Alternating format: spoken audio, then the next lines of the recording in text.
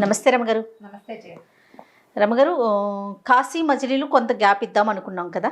కొన్ని రోజులు పోయినాకంటే ఈలోపు ఎవరికైనా బుక్స్ దొరికితే కనుక చదువుకోండి అనే ఒక ఆలోచనలో అనుకున్నాము.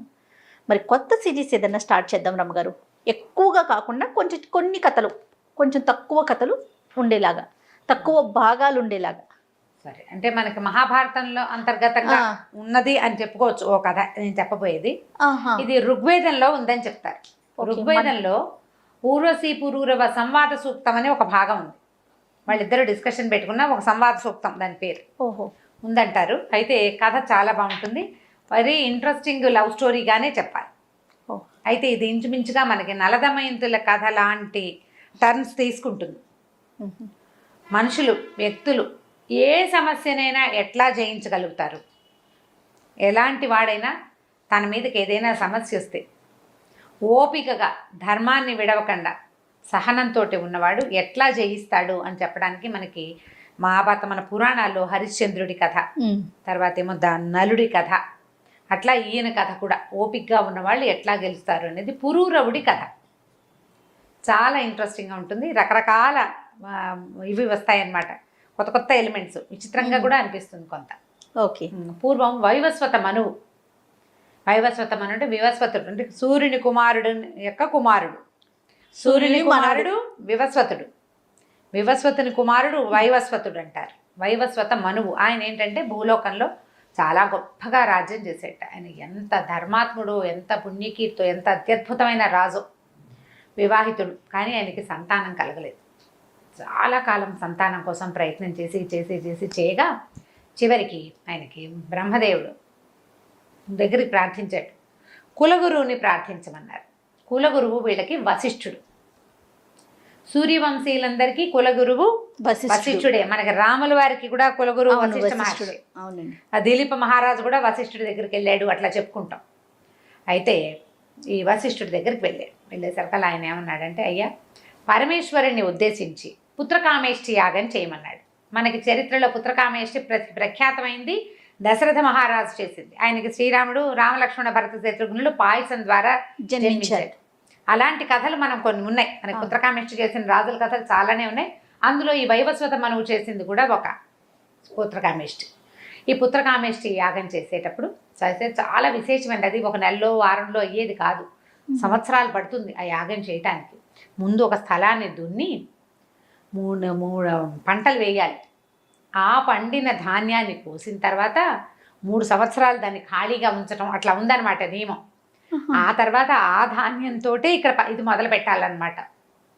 అది ఎవరు తొక్కని, ఎవరు చేయని చేనులో మొట్టమొదట వీళ్ళే దున్ని పంట వేసుకోవాలి. ఆ ప్రాంతంలోనే ఈ హోమం చేయాలి. అలాంటి ఏర్పాటు చాలా ఉంది లెక్క. అప్పుడు ముందుగానే దానికి సంబంధించి ప్లాన్ చేసుకోవాలి కదా. 4 ఏళ్ళు పడుతుంది మొత్తం మీద, ఒక 4-5 సంవత్సరాలు పట్టే కార్యక్రమం అది. అబ్బా, పెద్ద ప్రోగ్రాం. ఈయన పెట్టుకుంటే ఏమైంది, భార్యాభర్త ఇద్దరు కూర్చున్నారు హోమానికి. ఋత్విజులు అంటే హోమం చేసే వాళ్ళు ఉంటారు కదా, మంత్రం చెప్తారు. ఆ మంత్రం చెప్తున్న ఆయనకి రాణిగారు ఏం చెప్పిందంటే, నాకు పుత్రిక కావాలని ఉందని ఋత్విజుడికి చెప్పింది, కూతురు కావాలని కోరుకునేసరికల్లా సరే ఈయన ఏం చేశాడు, ఆయన ఆ కూతురు కలిగే మంత్రాన్ని జపిస్తూ హోమం చేయించడం మొదలుపెట్టాడు. ఆయన హోమం పూర్తయ్యే వేళకి చక్కటి అందమైన బాలిక బయటకు వచ్చింది, కన్యామణి వచ్చింది బయటికి, ఇలా అనే నామధేయంతో. నిర్ఘాంతపోయాడు వైవస్వతుడు. ఇదేమిటి, నేను పుత్రకామేష్టి చేస్తే పుత్రిక వచ్చింది, ఏం చేయాలో తెలియలే. మళ్ళీ వశిష్ఠ మహర్షి దగ్గరికి వెళ్ళాడు. అయ్యా, నేను పుత్రార్థిని చేశాను, ఎందుకంటే నా పితరులకి తర్పణాలు ఇవ్వాలి, కూతురు కాదని కాదు, నాకు కుమారుడు కదా, నేను మొదలుపెట్టింది కుమారుడు కోసం, నాతో పాటు నా పితృదేవతలకు కూడా వెళ్ళివ్వాలి, నా రాజ్యానికి భూమికి ఉత్తరాధికారి కోసం చేశాను నేను అనేసరికల్ ఆయన ఏమన్నాడు, ఆయన జ్ఞాన దృష్టితో చూసి, నీ భార్య పుత్రికను కోరటం వల్ల ఋత్విజుడు ఆ రకమైన మంత్రాన్ని చదివాడు, ఇప్పుడు కూడా ఇబ్బంది ఏం లేదు, నువ్వు మళ్ళీ వెళ్ళు, యజ్ఞాన్ని మళ్ళీ ఫినిష్ చేయండి, పుట్టవలా ఇంకా మళ్ళీ మొదలుపెట్టి చెయ్యి, ఎక్కడ ఆపారో అక్కడి నుంచి చెయ్యి, నీకు కుమారుడు కలుగుతాడని చెప్పాడు. ఈయన వెళ్ళాడు. నువ్వు నీ భార్య ఇద్దరు కుమారుణ్ణే కోరుకోండి అంటే ఈయన భార్యను ఒప్పించాడు. మన ఇద్దరం కుమారుని కోరుకుంటే కుమారుడు కలుగుతాడంటే వీళ్ళు ఏం ఊహించారు, ఈ పిల్ల ఇక్కడే ఉండి ఇంకో పిల్లాడు వస్తాడు అనుకున్నారు. అయితే హోమం పూర్తయ్యేసరికల్లా బాలికగా ఉన్న ఈ ఇళ కుమారుడిగా మారిపోయింది. ఓహో.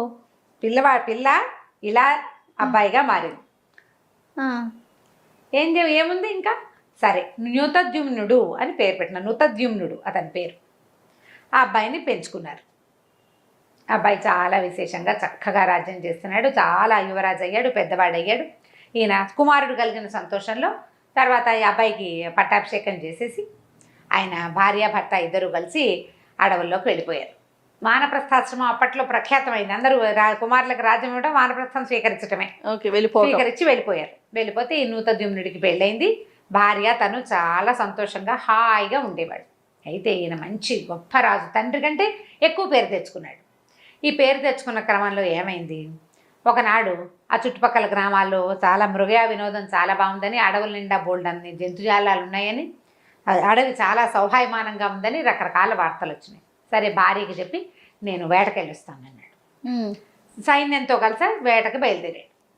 వేటకి వెళ్ళాడు. అసలు ఎంత బాగా వేటాడాడో, ఎన్ని సింహాలో, ఎన్ని పులులో, ఎన్ని ఎలుగుబంట్లో, ఎన్ని ఏనుగుల్ని పట్టాడో. మామూలుగా చేయలే యుద్ధం.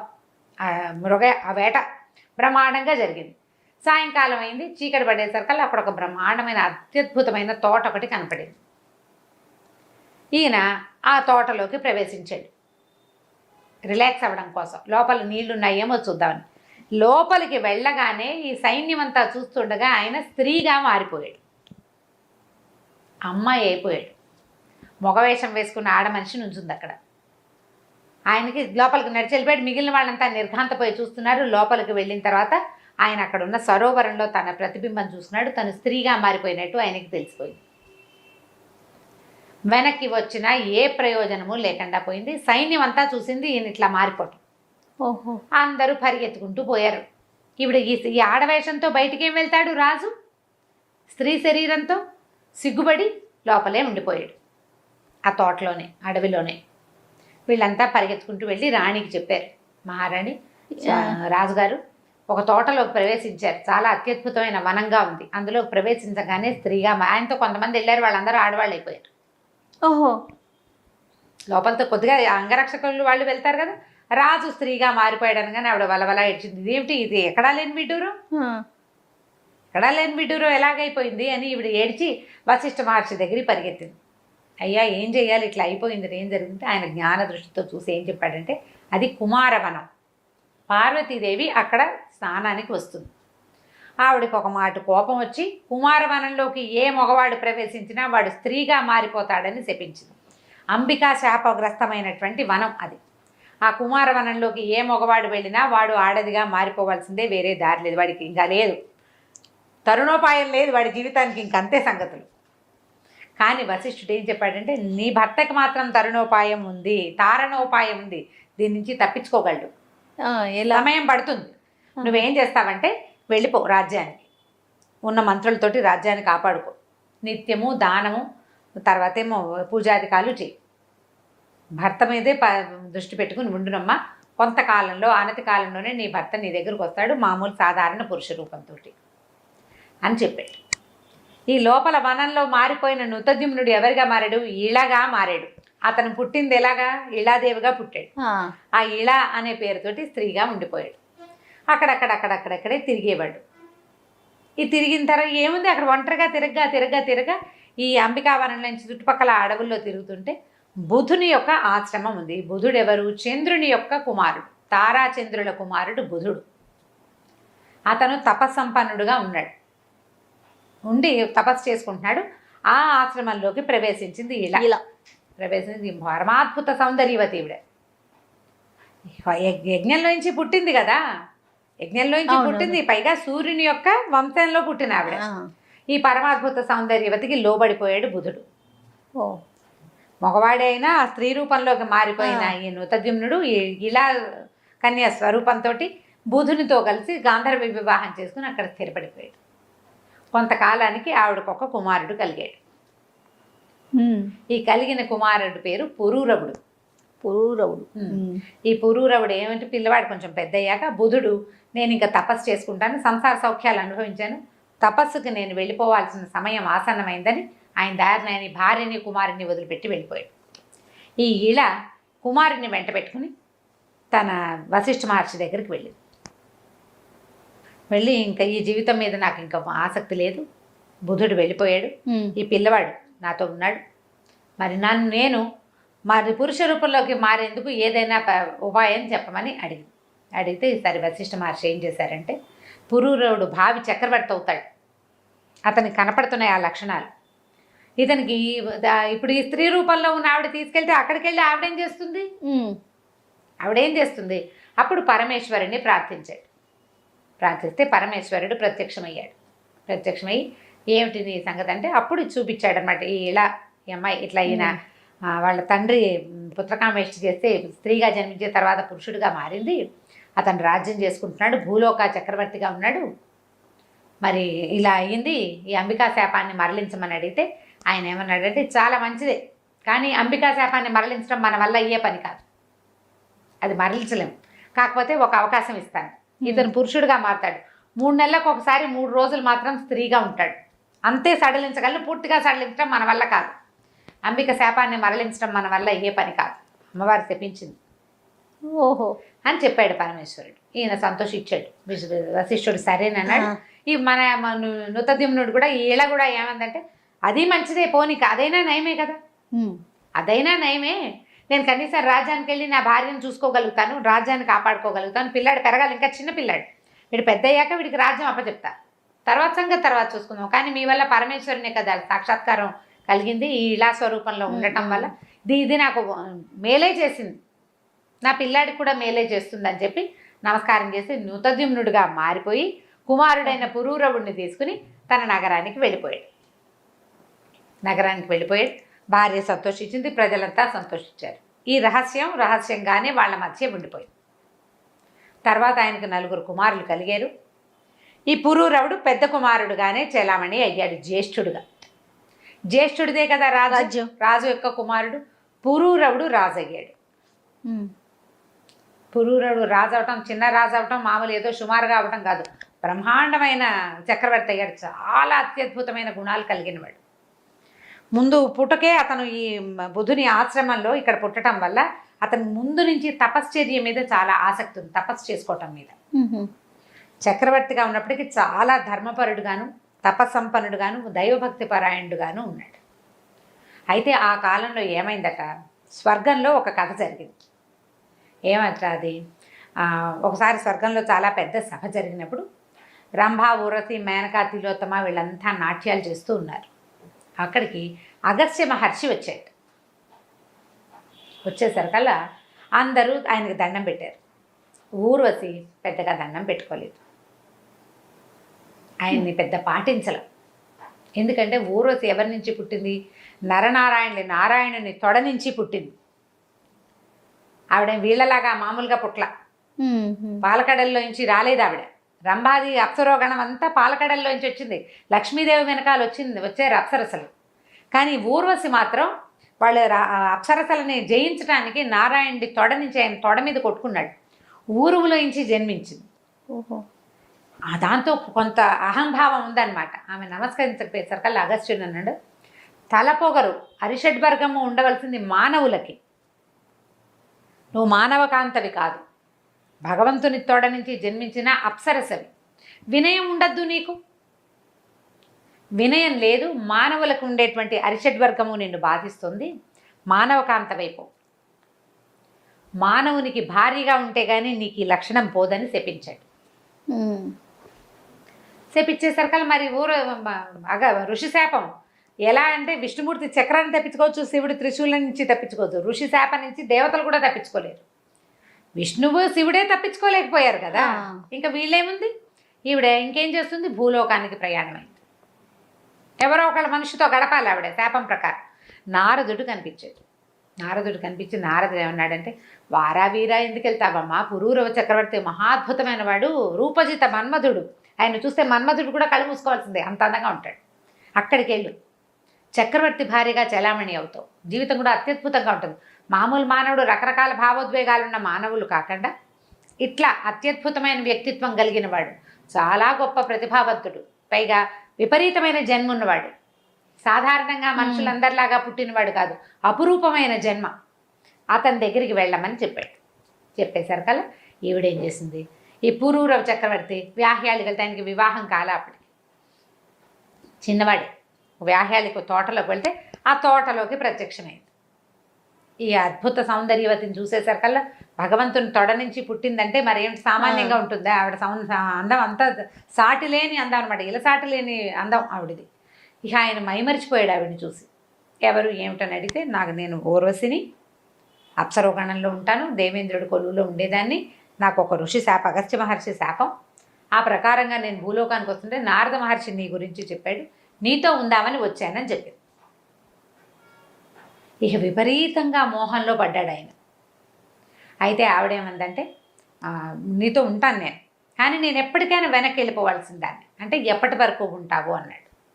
ఆవిడేం చెప్పిందంటే, ఒకటే షరతు, నువ్వు దిగంబరంగా కనపడకూడదు నాకు, నువ్వు ఎప్పుడైతే నాకు దిగంబరంగా కనపడతావో అప్పుడు వెళ్ళిపోతా, అప్పటి వరకు నీతో ఉంటాను నేను. సరేనని ఒప్పుకున్నాడు.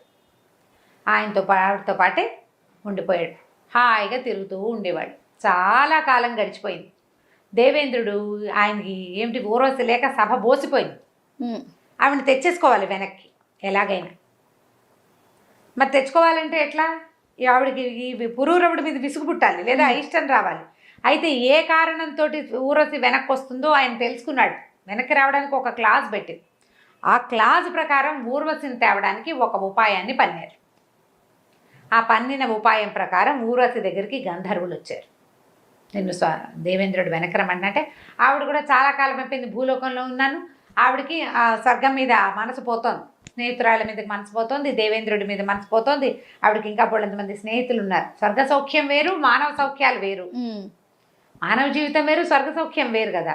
సరే వెళ్ళిపోదామనుకుంది. వెళ్ళిపోదామంటే ఎట్లా వెళ్ళిపోవాలి? ఆయన జాగ్రత్తగా ఉంటాడు.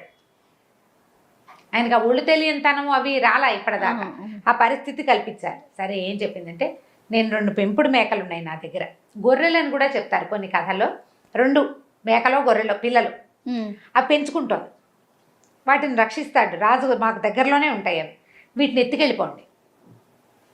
ఈయన్ని పురూరవుణ్ణి ఆ మేకలను తెమ్మని చెప్తాను నేను, ఆయన బయటకు వచ్చినప్పుడు మెరుపులు మెరిపించండి అని చెప్తాను. సరే రాత్రి వేళ వీళ్ళిద్దరూ ఏకశయ్యాగతులుగా ఉండగా ఈ మేక పిల్లల్ని ఎత్తుకుపోతారు గంధర్వులు. ఎత్తుకెళ్ళేసరికి మే నరుస్తాయి. అవి పక్కనే ఉండి రాత్రిపూట ఆ శయ్యాగృహంలోనే ఓ పక్కన పడుకునే మేక పిల్లల్ని ఎవరో తీసుకుపోతారు. ఇప్పుడు దిగ్గును లేచి పురూరవ నా మేకల్ని ఎత్తుకుపోతున్నారు, వాటిని రక్షించు అని కేకలు పెట్టి కదలడు ఈయన. అప్పుడే అలసిపోయి అలా పడుకుని ఉంటాడు. అర్ధరాత్రి ఇప్పుడు ఇంకా అరిచి, నా మేక పిల్లలు వాటిని రక్షిస్తానన్నా వదిలేస్తావా, నువ్వేమి రాజువి, అట్లాగా నరిచెరిచి కేకలు పెడుతుంది. దాంతో ఈయన ఏం చేస్తాడు, దిక్కును లేచి పరిగెడతాడు. ఒంటి మీద బట్టలు లేనిది చూసుకోడు. రాత్రి పడుకునేటప్పుడు ఒక పంచ కట్టుకుంటారు.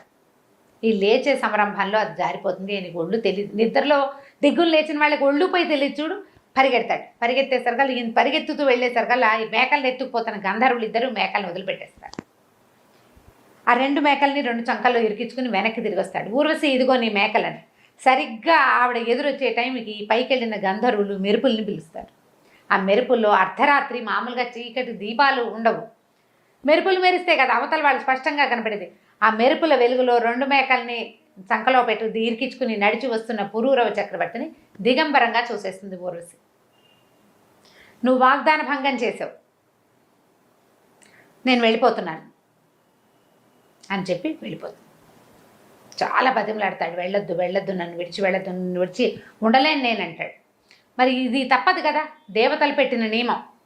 మానవుడు ఈ అప్సరసకి దిగంబరంగా కనపడకూడదు. నువ్వు ఎంత గొప్ప చక్రవర్తి అయినా నువ్వు మనిషివి, నేను అప్సరసని.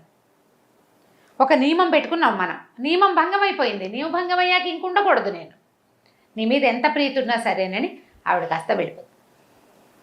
ఈయన విపరీతంగా దిగులు పడతాడు, ఎంత బాధపడతాడో ఆవిడ కోసం. ఇక రాజ్యం భోజ్యం అన్నీ వదిలేస్తాడు, ఊర్వశి నామజపంలోనే ఉంటాడు. మళ్ళీ ఊర్వశి ఈయన దగ్గరకు వస్తుంది. చాలా దిగులు పడి ఆమె కోసం తపస్సు చేయటం మొదలుపెట్టాడు. సరస్వతి తీర్థానికి వెళ్ళిపోయాడట ఆయన. సరస్వతి తీర్థం అంటే ఇంచుమించుగా ఇది బదరికాశ్రమం, బదరి అలా అనుకోవాలి మనం, అట్లా అనిపిస్తుంది కొన్ని కథల్ని బట్టి. అక్కడ సరస్వతి నది అక్కడ ఉంది, సరస్వతి తీర్థం ఉంది అక్కడ.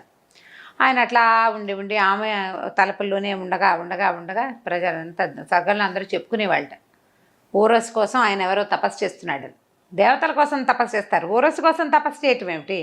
సరే, సంవత్సరం గడిచింది, ఆయన ఉండలేకపోతున్నాడు, ఆవిడ లేకుండా చాలా బాధపడుతున్నాడు. ఆవిడ తిరిగి వచ్చేసి ఊరస్ మళ్ళీ వచ్చింది దేవేంద్రుడి అనుమతితోటి. ఆవిడ గమనించి వచ్చింది. వచ్చి సరే ఇంకేం చెప్పిందంటే, ఆయనతో పాటు ఉంటాను కొంతకాలమే, నేను నీతో ఉండగలనని అలా కలిసి ఉన్నది కొంతకాలం. 4 కుమారులు పుట్టారు ఆవిడికి. మానవుని వల్ల 4 కుమారులను కన్నది. 4 కుమారులని ఆయనకు అప్పచెప్పి, నేను ఇక్కడ ఉండదగిన దాన్ని కాను, మత్స్యలోకంలో అప్సరసలు ఉండలేరు, కొంతకాలమేనని వెళ్ళిపోయింది. అయితే ఆవిడ వెళ్ళిపోతుంటే ఆయన దిగులు పడ్డాడు, వద్దు వెళ్ళబాక, కొంత ఆయన మనసు తీరేదాకా ఉందాం, ఆయన మనసు తీరే మనసుగా లేదు. ఆవిడ వెళ్ళిపోతూ ఏమందంటే, నువ్వు నన్ను చూడాలంటే, నువ్వు నన్ను మళ్ళీ కలుసుకోవాలంటే రూపవత గంధర్వులు అనే వాళ్ళని, రూపవతులు గంధర్వులు అంటే రూపవతి గంధర్వులు అనేది ఒక జాతి కాబోలు, వాళ్ళని ప్రార్థించు, వాళ్ళని జపించు, వాళ్ళతో ఒక మంత్రం చెప్పింది, వాళ్ళు నీకు ప్రత్యక్షం అవుతారు, వాళ్ళు నన్ను నీ దగ్గరికి తీసుకొస్తారు, వాళ్ళ వల్ల నన్ను సాధించగలుగుతావు నువ్వని చెప్పి వెళ్ళిపోయింది. ఈ కుమారులు 4 ఉంచుకున్నాడు ఈయన. అయితే కొంతకాలానికి మళ్ళీ ఊళ్ళో ఉండలే, ప్రతిష్టానపురం ఈయన రాజ్యం, ఆయన దేశం అది, ప్రతిష్టానపురంలో ఉండేవాడు. మళ్ళీ వచ్చేసాడు. వచ్చి సరస్వతి తీర్థం దగ్గర మళ్ళీ తపస్సు చేశాడు. చేస్తే రూపవతి గంధర్వులు వచ్చారు, కానీ ఊర్వశి రాల. వాళ్ళ వెనకాల ఆవిడ కూడా వస్తుంది అనుకున్నాడు. రాకుండా వాళ్ళు ఏం చేశారంటే, ఒక అగ్నిని రగిల్చి ఇచ్చారు, పవిత్ర అగ్నిని. ఈ అగ్ని ద్వారా నీ మనసు తీరుతుందని చెప్పారు. ఆ అగ్నిని ధ్యానించినా కూడా ఈయన పని అవ్వాల, ఈయనకు ఊర్వశి రాల, ఆయనకు విసుగు పుట్టింది. ఇంకా ఈ అగ్నిని ఒక పవిత్రమైన ప్రదేశంలో నిక్షేపించి వెనక్కి వెళ్ళిపోయాడు. ఇంకా ఆవిడ ఊర్వశి లేకుండా ఉండటం, ఆ కుమారులను చూసుకుంటూ రాజ్యం చూసుకుంటూ ఉన్నాడు, అలవాటు పడ్డాడు. క్రమంగా ఏమైందంటే, ఆ కాలంలో అంటే ఈయనకు ఈ వ్యవహారాన్ని జరుగుతుండగానే ఇంకొక వ్యవహారం జరిగింది. విశాల నగరం అని ఒక రాజ్యం. ఈ విశాల నగరానికి సోమదత్తుడు అని ఒక ప్రభు ఉండేవాడు. ఆయనకి చాలా కాలం సంతానం కలగల. ఇక సంతానం లేదు, నా వెనకాల రాజ్యానికి ప్రతి రాజుకి ఇదే ప్రశ్న, సంతానం లేకపోతే రాజ్యం ఎవరు చేస్తారు? ఎవరో ఒకళ్ళు ప్రజలు రాజ్యం తీసుకునే కాలం కాదది, ఎవడో ఒకటికి రాజ్యం ఇచ్చేసే కాలం కూడా కాదు. ఆయన తన భార్య ద్వితీయుడుగా భార్యతో పాటుగా వెళ్ళిపోయాడు బయటికి. ఏంటి, నేను మునుల్ని ఋషుల్ని ప్రార్థిస్తాను, ఋష్యాశ్రమాలకి వాటికి వెళ్తానని తన మంత్రులకి పురోహితులకి ఈ రాజ్యాన్ని అప్పచెప్పాడు. సంతానాన్ని సాధించాకే మళ్ళీ నేను నగర ప్రవేశం చేస్తానన్నాడు. సరే, బయలుదేరి వెళ్ళాడు. ఆయన ఎన్నో క్షేత్రాలు తీర్థాలన్నీ భార్యతో కలిసి కొద్దిపాటి సైనికులతోటి చిన్న పరివారంతో వెళ్ళాడనమాట. వెళ్ళి ఎన్నో ఋష్యాశ్రమాలు చూశాడు, యాత్రాస్థలాలు తీర్థస్థలాలు ఎన్నో దర్శించగా ఒక చోట కొంతమంది మునుల తాలూకు సమూహంలో వాళ్ళని కలుసుకున్నాడు. అప్పుడు ఇట్లా నాకు సంతానం లేదంటే వాళ్ళు ఏం చేశారంటే, స్వల్పంగా పుత్రకామేష్టి లాంటి ఒక యాగాన్ని చేసి అందులో దాని ప్రసాదంగా ఒక పాయసాన్ని ఈయనకిచ్చారు. ఇవి భుజించండి, మీకు యజ్ఞప్రసాదము మీరు దీనివల్ల సంతానం లభిస్తుందంటే, ఆయనకి కొంతకాలానికి భార్య గర్భవతి అయ్యి జయుడు అనే ఒక కుమారుడు, జయప్రద అనే ఒక కుమార్తె కలిగారు. జయుడు, జయప్రద. అయితే కూతుర్ని ఒక అబ్బాయిని చక్కగా పెంచుకున్నారు, రాజ్యానికి వెళ్ళిపోయారు, విశాల నగరానికి వెళ్ళిపోయారు భార్యాభర్త. కూతురు కొడుకు అక్కడే పుట్టారు, పిల్లలు చక్కగా పెరుగుతున్నారు. ఈ జయప్రదాదేవి మహాద్భుత సౌందర్యవతి, చాలా అందమైంది. అయితే చిన్నప్పుడు కొంచెం 8-9 సంవత్సరాలు వచ్చాక పిల్లలు కథలు చెప్తారు కదా, అప్పుడు ప్రపంచంలో ఉండే గొప్ప గొప్ప రాజులు ఎవరు వాళ్ళ గురించి చెప్తూ పురూరవ చక్రవర్తిని గురించి దాదులు ఆ అమ్మాయికి చెప్తూ ఉండేవాడు. క్రమంగా ఆయన కథప్పిస్తే ఎవరి కథ ఆవిడ విందు, ఆయన గురించే వింటుంది. అలా అయ్యి ఆయన మీద మనసు పారేసుకుంది అమ్మాయి, నేను పురూరవుడినే పెళ్లి చేసుకుంటానని. నిజానికి వయసు తేడా, ఆయన ఎప్పటివాడు ఈవిడిప్పటిది కదా, ఆ కాలం అలా ఉండేది కాదు. అంత చిన్నపిల్లకి 15-14 సంవత్సరాలు పెళ్ళిడు వచ్చిన పిల్ల అంటే ఎంత, 25 ఏళ్ళు రావకాల పెళ్ళిడు, 25 ఏళ్ళు కాదు 12-13 సంవత్సరాలే. ఇంకా మాట్లాడితే 8 ఏళ్లకే కన్య, వివాహ యోగ్యమైన వయసు 8 ఏళ్లే. కొద్దిగా ఊహొచ్చింది, స్వయంవరము అవి చేసుకోవచ్చు. ఈ స్వయంవరాలు అవి చేసేవాళ్ళు. అయితే ఈ అమ్మాయికి పురూరవుడి మీద ఆసక్తి ఉందని రాజుగారికి తెలిసింది. సరే, స్వయంవరం చాటిందాం అనుకున్నారు. ఈ చాటించినప్పుడు ఇవిడేం చెప్పిందంటే, నాకు కొన్ని ప్రశ్నలు ఉన్నాయి, నా ప్రశ్నలకి సమాధానం చెప్పిన వాళ్ళనే పెళ్లి చేసుకుంటానని. సరే, మా అందరినీ పిలుచుకొచ్చారు.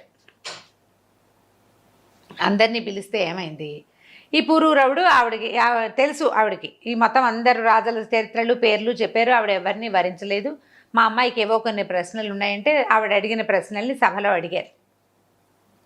ప్రపంచంలో అత్యుత్తమమైనది ఏది, అత్యంత శక్తివంతమైన విషయం ఏది అని అడిగితే ఎవ్వరూ చెప్పాల. ప్రతి వాళ్ళు ఆలోచిస్తున్నారు ఏది శక్తివంతం, భగవంతుడే కాసే అత్యంత శక్తివంతుడైన విషయం అని పురూరవుడు చెప్పాడు. దైవాన్ని మించిన శక్తి ఏదీ లేదు. ఆవిడకి ఆ సమాధానం నచ్చింది, ఆయన పెళ్లి చేసేసుకుంది. పురూరవుడినే ఆవిడ పెళ్లి చేసుకోవాలని నిశ్చయించుకుని ఉంది. ఆయన ఆ సమాధానం కూడా ఆవిడకి కావాల్సిన సమాధానం చెప్పాడు. దైవశక్తిని మించింది ఏదీ లేదు. సరే పెళ్లి చేసుకుని చాలా కాలం ఇక్కడ ఉండిపోయారు విశాల నగరంలో. కొంతకాలం గడిచాక ఆయన ఏమన్నాడు భార్యతోటి, మా ప్రతిష్టానపురం వెళ్ళాలి, నాకు రాజకార్యాలు అవి ఉన్నాయంటే నేను కూడా వచ్చేస్తానండి. రాజకుమార్తెని తీసుకుని ప్రతిష్టానపురానికి వెళ్ళిపోయాడు. భార్యతో చాలా హాయిగా ఎంతో సంతోషంగా ఉండేవాడు. హాయిగా ఉన్నాడు. ఊర్వశిని పెద్దగా తలుచుకోవట్లే. ఆవిడ మనసులో ఉంది లోపల, కానీ ఆవిడని అవైల్ చేయడం తన వల్ల కాదు. తనేమో మానవుడు, ఆవిడేమో అప్సరస కదా. ఆవిడని ఎట్లా అవైల్ చేస్తాడు? కొంతకాలం ఆమెతో గడిపేందుకు భగవంతుడు ఇచ్చిన అవకాశం, తనకు ఆ పూర్వకర్మానుభవం ఇచ్చిన అవకాశం వల్ల, ఊర్వశికి లభించిన శాపం వల్ల అది కుదిరింది. సరే ఇలా నడుస్తూ ఉంది. కొంతకాలం నడిచేసరికల్లా ఏమైంది, శనైశ్వరుడు అంటే శని, మనం శని గ్రహం అని చెప్తాం, ఆయన ఈయన యొక్క సత్యసంధతని, ధర్మజ్ఞతని, ఈయన తలకు నీతి కుశలతని పరీక్షించాలని భావించాడు. శని వీళ్ళ రాజ్య ప్రవేశం చేశాడు. ఒకనాడు ఒక బ్రాహ్మణ వేషధారిగా శని ఈయన నగరానికి వచ్చి ఈయనతోటి మాట్లాడితే ఆయన అడిగాడు, అయ్యా మిమ్మల్ని చూస్తే చాలా పరమాద్భుతంగా ఉంది, మీ రూపం చాలా అద్భుతంగా కనిపిస్తుంది, మీరు ఎవరు ఏమిటి అడిగేసరికల్లా ఆయన ఓపెన్గా చెప్పాడు, నేను సూర్యుని కుమారుణ్ణి, యముని యొక్క సహోదరుణ్ణి, ప్రపంచాన్ని గడగడలాడించగలిగిన వాడిని, ఎవరైనా నాకు లొంగవలసిందే, ఎవ్వరి మీదైనా నేను స్వారీ చేయగలను, ఇప్పటిదాకా నీకు నాతోటి నా స్వారీ చేయించుకునే అవకాశం రాలేదు, నిన్ను పట్టుకోవడానికే వచ్చాను నేను అంటే ఈయన ఏమన్నాడు, అయ్యా ఎంత వారికైనా తప్పదు కదా, మానవ మాత్రుణ్ణి నేనెంత, భగవంతుడికే తప్పలేదు, భగవంతుడికే తప్పలా, నేనేముంది నాదేముంది మానవుణ్ణి, మీ ఇష్టం అన్నాడు. అయితే నువ్వు చెప్పు, వృద్ధాప్యంలో పట్టుకోమంటావా, యవ్వనంలో పట్టుకోమంటావా, నువ్వు ఎప్పుడు పట్టుకోమంటే అప్పుడు పట్టుకుంటావు, నీ యొక్క చరిత్ర వల్ల నువ్వు ఇంత గొప్పవైన వాడివి, చాలా అద్భుతంగా రాజ్యం చేస్తున్నావు, భూమిని సంతోషపెడితే రాజువి నువ్వు చెప్పమన్నాడు. అనేసరికల్ ఏమన్నాడు, వృద్ధాప్యమే ఒక శిక్ష, బాధాకరం, వృద్ధాప్యాన్ని మోయలేని వృద్ధాప్యంలో కాకుండా మోయగలిగే యవ్వనంలో మీరు నన్ను పట్టుకోండి అని చెప్పాడు. మోయగలిగే యవ్వనంలోనే నేను మీకు అవకాశం ఇస్తున్నాను, మీ ఇష్టం అని సరేనన్నాడు. శని వెళ్ళిపోయాడు. వెళ్ళి ఇతన్ని పట్టేందుకు అవకాశం కోసం చూస్తున్నాడు. చాలా విషయాల్ని ప్రేరేపించి ఏంటి, ఈ అడవుల్లోంచి రకరకాల జంతువులు వచ్చేసేవి, ఆ జంతువులను తరమడానికి వెళ్ళవలసి వచ్చేది, ఇతర రాజులు కొంతమంది యుద్ధానికి వచ్చేవాళ్ళు, ఇట్లా జరుగుతుంది. ఆయన దీనికెళ్ళి అడవికెళ్ళి జంతువులన్నింటినీ వేటాడి వచ్చేసరికల్లా శత్రు రాజు తాలూకు సేనలు దీని మీద పడిపోతూ ఉండేవి. అలా అయింది. అయితే ఒకసారి వచ్చినప్పుడు మంత్రులు వాళ్ళంతా కూడా ఆశ్చర్యపోయారు. మన మీదకి రావడం ఏంటి, సార్వభౌముడు చక్రవర్తి మీదకి సామంతరాజులు రావడం ఏంటి, వాళ్ళంతా బలం ఉన్నవాళ్ళు కాదు, ధైర్యం ఉన్నవాళ్ళు కాదు, ఏదో జరుగుతోంది ఇక్కడ. ఈయనకి పీడకలు వచ్చేవి, ఎవరికి, రాజుకి ఏదో జరగబోతోందని తెలుస్తుంది. ఆయన ఏమనుకున్నాడంటే, శని భగవంతుడైన శని నా దగ్గరకు వచ్చి నాకు చెప్పాడు, ఇది దానికి సంకేతమేమో, తల వంచుకుని భరిస్తే సరిపోతుంది, ధిక్కరించి పోరాడకూడదు, దైవశక్తిని ధిక్కరించకూడదు, దైవశక్తికి తల ఉగ్గితేనే అది మనని కరుణించి వదిలిపెడుతుంది. అందుకని ఏం చేశాడు, రాత్రి ఈ శత్రు సైన్యం రాజ్యంలోకి వచ్చేసాక భార్యకి చెప్పాడు జయప్రదాదేవి. అప్పటికి వాళ్ళకి 2 పిల్లలు ఉన్నారు, చిన్న పసిపిల్లలు, మగపిల్లలు, 2 చిన్నపిల్లలు. మన పరిస్థితులు బాగుండలేదు, ఇక్కడే ఉంటే ఇంకా అవమానపడకుండా నువ్వు నేను సెపరేట్ అవ్వకుండా మనం పిల్లల్ని తీసుకుని వెళ్ళిపోదామా అని అడిగితే ఆవిడ, నువ్వు ఎక్కడికి వెళ్తే అక్కడికి వస్తాను, నువ్వు ఎక్కడ ఉంచితే అక్కడ ఉంటా, నీతో ఉండటమే నాకు కావాలని. ఇద్దరు ఏం చేశారు, మొత్తం ఈ రాజరికపు సామాన్లన్నీ వదిలిపెట్టేశారు, మట్టి కొట్టుకుపోయిన చింకి పాతలు కట్టుకున్నారు. ఆ నిద్రపోతున్న చిన్నపిల్లలు కూడా ఈ మట్టి బట్టల్ని కట్టి చెరో సంకన ఆ పిల్లల్ని ఇద్దరిని వేసుకుని ఎవ్వరికీ చెప్పకుండా అర్ధరాత్రి నగరం వదిలిపెట్టి బయటికి వెళ్ళిపోయారు. రాజు బయటికి వెళ్ళిపోయాడు. నగరం శత్రురాజుల పరమైంది. అసలు వాడు ఎవరినైతే వీళ్ళు శత్రువులు వచ్చి పట్టుకోవాలో అసలు ఆయన లేనే లేడు. వెతికారు, దొరకల. రాజు లేడు, భార్య లేదు, సంతానం లేదు. మంత్రులు తిరుగుబాటు చేసి గొడవ చేసి వచ్చిన సైన్యాలను బయటికి తోసేశారు. రాజు కోసం వేచి ఉన్నారు వెతుక్కుంటూ, ఎక్కడికి వెళ్ళిపోయాడు రాజు అని. ఇలా అయిపోయింది. ఈ రోడ్డు మీద పడ్డారు వీళ్ళు, అడవిలోకి వెళ్ళిపోయారు. అట్లాగే పిల్లల్ని ఎత్తుకుని ఆ మట్టి బట్టలతోటి మురికి బట్టలతోటి నడుచుకుంటూ ఎక్కడికో వెళ్ళారు. వెళ్ళగా ఏదో ఒక అడవి, ఓ గ్రామము, ఓ చెరువు, అట్లా గ్రామాల వైపుకు వెళ్తుంటే ఒక చోట చెరువు దగ్గర ఏదో చెట్టు ఉంటే చెట్టు కింద భార్యని పిల్లల్ని పడుకోబెట్టాడు. తను కూడా చెట్టు కానుకొని కూర్చుని ఉన్నాడు. ఆ దారిని పోతున్న వాళ్ళు, ఈయన ఎట్లాంటి వాడంటే మట్టి బట్టలు మురికి బట్టలు కట్టుకున్నాడు. పొడుగాటివాడు, సమున్నతమైన ఆకారం కలిగినవాడు. ఏళ్ల తరబడి కిరీటము భుజకీర్తులు ధరించి ఉన్నవాడు. ఆ కిరీటం ధరిస్తే ఇక్కడ కొంత గుర్తుపడుతుంది. అది ఎంత శోభగా కనిపిస్తుందంటే కిరీటం లేకపోయినా ఉన్నట్టుగా కనపడుతుంది. భుజకీర్తులు భుజాల మీద ధరించేవి ఒక గుర్తులు అనమాట. ధనుర్బాణాలు ధరించటం ప్రత్యేకంగా ఈ వ్యక్తి ఈ పని చేస్తాడు అనేది కనపడేలాంటి పద్ధతి అయింది. పైగా ఈయన పుట్టుకతోటే సామ్రాట్ అయ్యే లక్షణాలతోటి పుట్టాడు. వీళ్ళ సాముద్రిక లక్షణాల ప్రకారము పొడుగు, ఆజానుబాహువులుగా ఉండటము, సూదంటు రాళ్లలాగా ఉండే చూపు, ఆ కంటితో చూస్తే వాళ్ళకేసే చూడాలనిపిస్తుంది అన్నమాట. మనకు ఒక ప్రత్యేకమైన ముఖవర్చస్సు అయింది. ఈయన మురికి బట్టలు కట్టుకున్న చూడు, రత్నాన్ని మసిపాతలో దాచిపెడితే మాత్రం లోపల నుంచి సూర్యకాంతి పడగానే వెలుగుతూ ఉంటుంది. అది ఈ వెలుగ్గా ఉన్న ఈ భార్యాభర్తల ముఖాలు చూసేసరికల్లా ఆవిడేమో యజ్ఞం వల్ల పుట్టింది. భార్య ఒట్టి రాజకుమార్తె కావడదు, ఆవిడ ఒక యజ్ఞప్రసాదం వల్ల జన్మించిన స్త్రీ, ఆవిడ పద్మిని జాతి స్త్రీ. ఈయనేమో సార్వభౌమ లక్షణాలు ఉన్నవాడు. ఈ దారే పోతున్న కూలీలు కొంతమంది చూసి, అయ్యా ఎవరు మీరు ఏమిటంటే, ఈయన ఏం చెప్పాడంటే, నేను పురూర చక్రవర్తి దగ్గర లేఖకుడుగా పనిచేసేవాడిని. రాజు రాజ్యభ్రష్టుడైపోయాడు, శత్రుసేనలు రాజ్యాన్ని చేసేసినాయి, మాకేమీ అవకాశం లేక నేను నా భార్య పిల్లలు వచ్చేసామంటే ఏమన్నారు, అయ్యా మాతో ఉండండి, ఈ అడవిలో ఉండద్దు, మాతో పాటు ఉందరు కానీ ఒక ఇల్లు ఇస్తాము, మేమే పని చేసుకుంటున్నామో అదే పని చేసుకోండి, మీరు కూడా మాతో పాటు ఉండండి అని చెప్పి ఈ భార్య పిల్లలతో సహా ఆ కూలీలంతా కలిసి మట్టి ఎత్తుకునే కూలీ పని వాళ్ళు తీసుకుపోయి తమ ఇళ్ల మధ్యలో ఒక చిన్న పాక వేసి ఇచ్చారు వీళ్ళకి. ఎక్కడైనా పనిచేసేటప్పుడు మాతో పాటు లేఖకుడికి, కూలీ లెక్కలు రాసేవాడికి కూడా మాతో సమానంగా కూలిస్తేనే మేము చేస్తామని ఆ గుంపు అంతా చెప్పేవాళ్ళు. వాళ్ళు ఒక 100 మంది 50 మంది, ఈ 50 మంది గుంపుతోటి ఈ లేఖకుడు కూడా జీతం ఇచ్చేవాడు. ఈయన అందరి లెక్కలు రాసేవాడు, ఎవరెవరు వచ్చారు, ఎంత కూలి ముట్టింది, ఏ పని చేశారు, ఎంత పని జరిగింది, ఆ లెక్కలు రాయడానికి ఒక గుమాస్తా పనిలాగా ఈయన వాళ్ళతో పాటు ఉండిపోయాడు అక్కడే భార్య పిల్లలతోటి. అలాగే చేతొచ్చిన పని చేసుకుంటూ మెల్లిగా హాయిగానే ఉన్నారు. ఒకచోటే ఉన్నారు కదా, కష్టంలో ఉన్న భార్య పిల్లలు పక్కనే ఉండేసరికి బెంగలేదు, రాజ్యం పోతే పోయింది, ఎప్పటికో వస్తుంది. అయితే వీళ్ళు ఏ పల్లెటూరులో వీళ్ళు చేరారో ఆ పక్కన ఒక చిన్న పట్టణం లాంటిది ఉంది. అక్కడ నవకోటి నారాయణ అనే ఒక రాజుగారు, ఒక జమీందారు ఉన్నాడు. ఈయన ఏంటంటే 9 కోట్ల రూపాయలు సంపాదించేట నారాయణ అని ఆయన నవకోటి నారాయణ అనేవారు. ఆయన ఏదో పెద్ద బిల్డింగ్ కట్టే పని మొదలు పెట్టుకున్నాడు. ఆయనకి ఏంటంటే ఏదో ఇబ్బందిగా ఉండేది, ఎప్పుడు పీడకలు వచ్చేవి, ఏవో భయంగా ఉండేది. అయితే ఆయన జాతకం వాళ్ళని పిలిపించి అడిగితే వాళ్ళు ఏం చెప్పారంటే, మీరు ఈ డబ్బు సంపాదించేసరికల్లా డబ్బు వెనకాల ఎందరిదో కష్టము, నొప్పి, బాధ ఉంటుంది. ఎవడెవడు బాధపడుతూ ఆ డబ్బు మనకి ఇచ్చాడో తెలియదు. వాళ్ళందరి ఘోష మనకు ఉసురు తగిలింది అంటుంటాం చూడు మనం. ఈ ఘోష వల్ల ఇట్లాంటి ఇబ్బంది ఉంది, మీరు దాన ధర్మాదాలు చేయండి, దేవాలయాలు నిర్మించండి, ఆరామాలు నిర్మించండి అంటే ఈయన ఒక పెద్ద ఆరామ భవనం నిర్మించడానికి మొదలు పెట్టుకుంటే సరే పని చేయడానికి కూలీలు కావద్దు. ఆ కూలీలకి ఏ కూలీల గుంపులో అయితే పురూరవ చక్రవర్తి జయప్రదాదేవి చేరారో ఆ గుంపుకి కబురు చేశారు.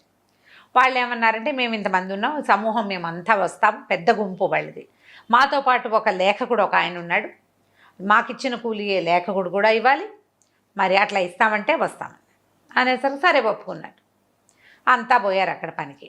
వీళ్ళంతా పనిచేస్తే సాయంకాలం ఏ రోజు కూలీ ఆ రోజు తెచ్చుకునేవాడు.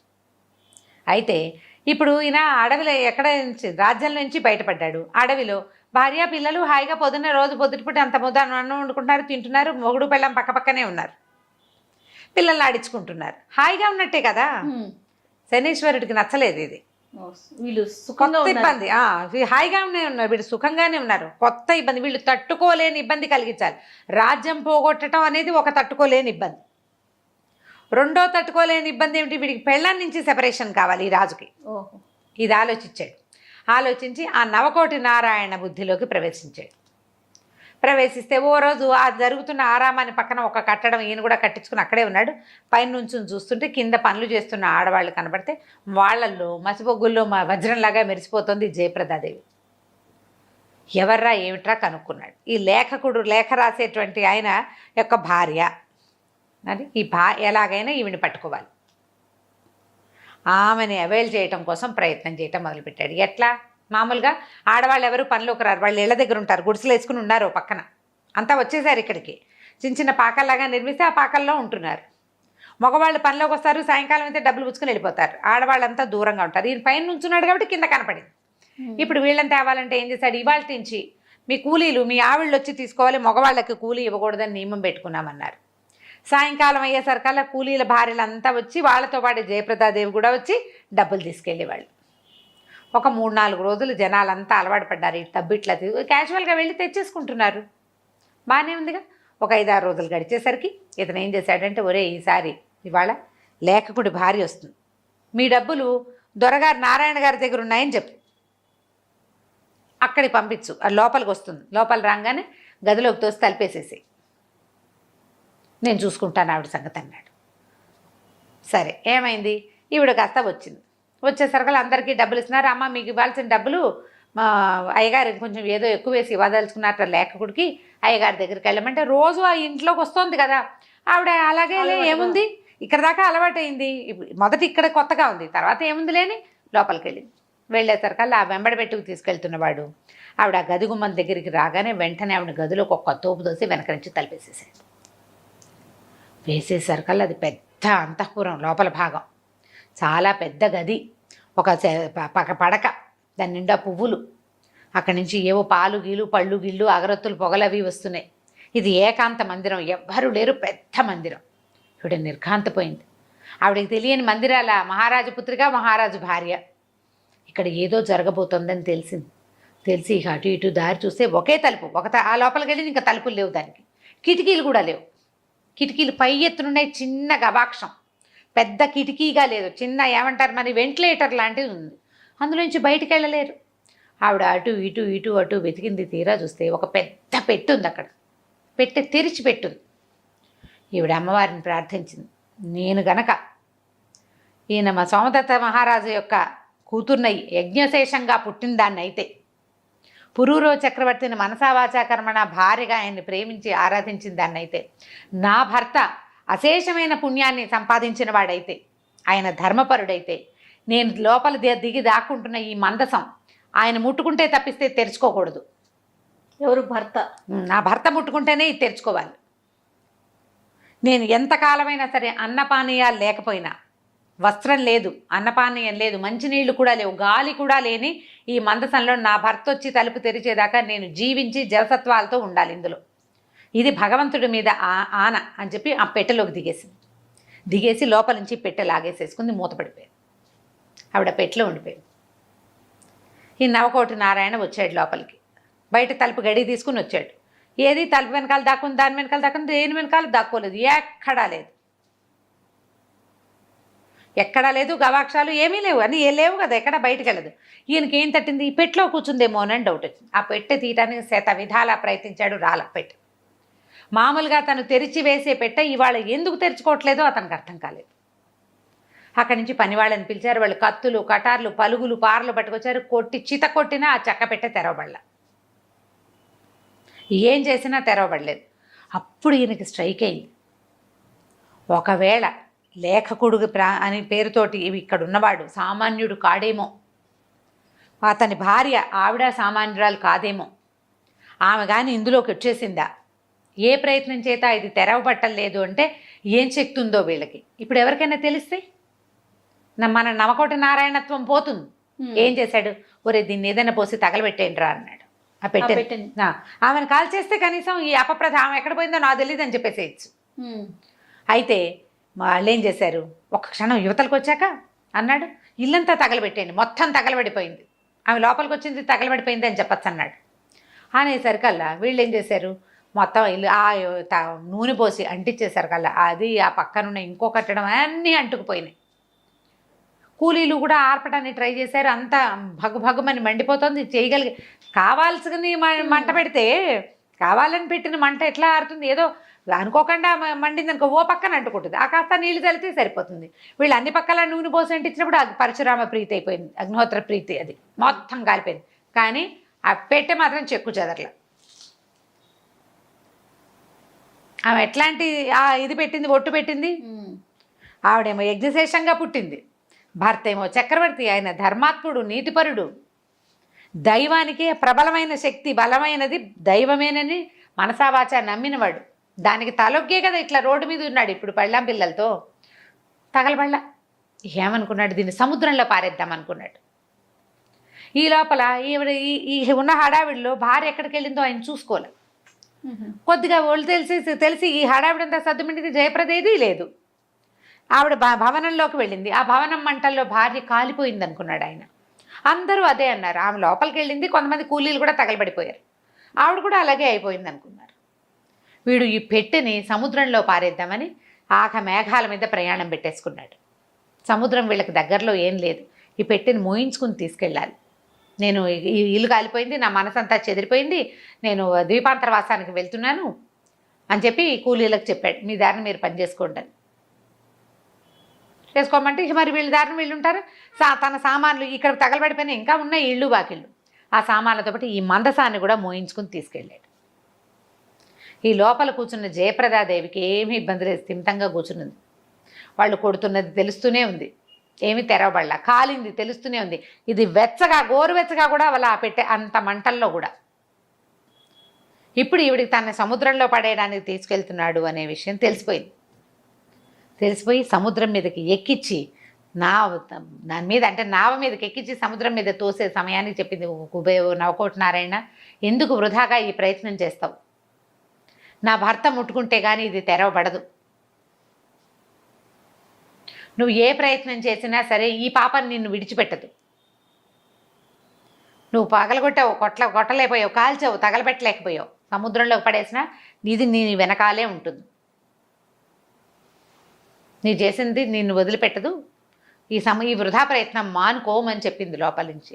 ఆమె కంఠము లోపల నుంచి వినపడుతున్న గాజులు గలగల తెలిసేసరికల్లా ఈయన ఏం చేశాడు, ఇంకేం చేస్తాడు, సముద్రంలో పడేయకుండా వెనక్కి తీసుకొచ్చి తను ఉంటున్న ఒక ద్వీపం దగ్గర ఒక చెట్టు కింద ఆ మందసాన్ని ఉంచేశాడు. ఎప్పటికి తెరవబడితే అప్పటికి తెరవబడుతుంది. ఆమె ఎట్లా జీవించిందో కూడా ఇతనికి అర్థం కాల.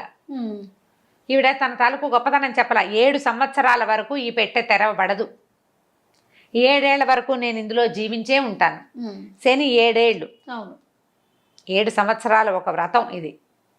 నా భర్తే వచ్చి నన్ను బయటికి తీసుకొస్తాడు, నువ్వు ఇందులో పడేసి కూడా ప్రయోజనం లేదని చెప్పేసరికి 7 ఏళ్ల పాటు ఈ మందసాన్ని రక్షించే బాధ్యత అతందే. ఇంకా మరి ఈ అమ్మాయి ఇందులో ప్రవేశించడానికి తనే కారణమయ్యాడు. అందుకని ఆ మందసాన్ని తీసుకెళ్ళి ఓ చెట్టు కింద పెట్టించాడు. అది గాలి వాన ఏమొచ్చినా సరే అదేమీ కదలదు, ఆ లోపల ఉన్నవాడే స్థిమితంగా కూర్చుని ఉంటుంది.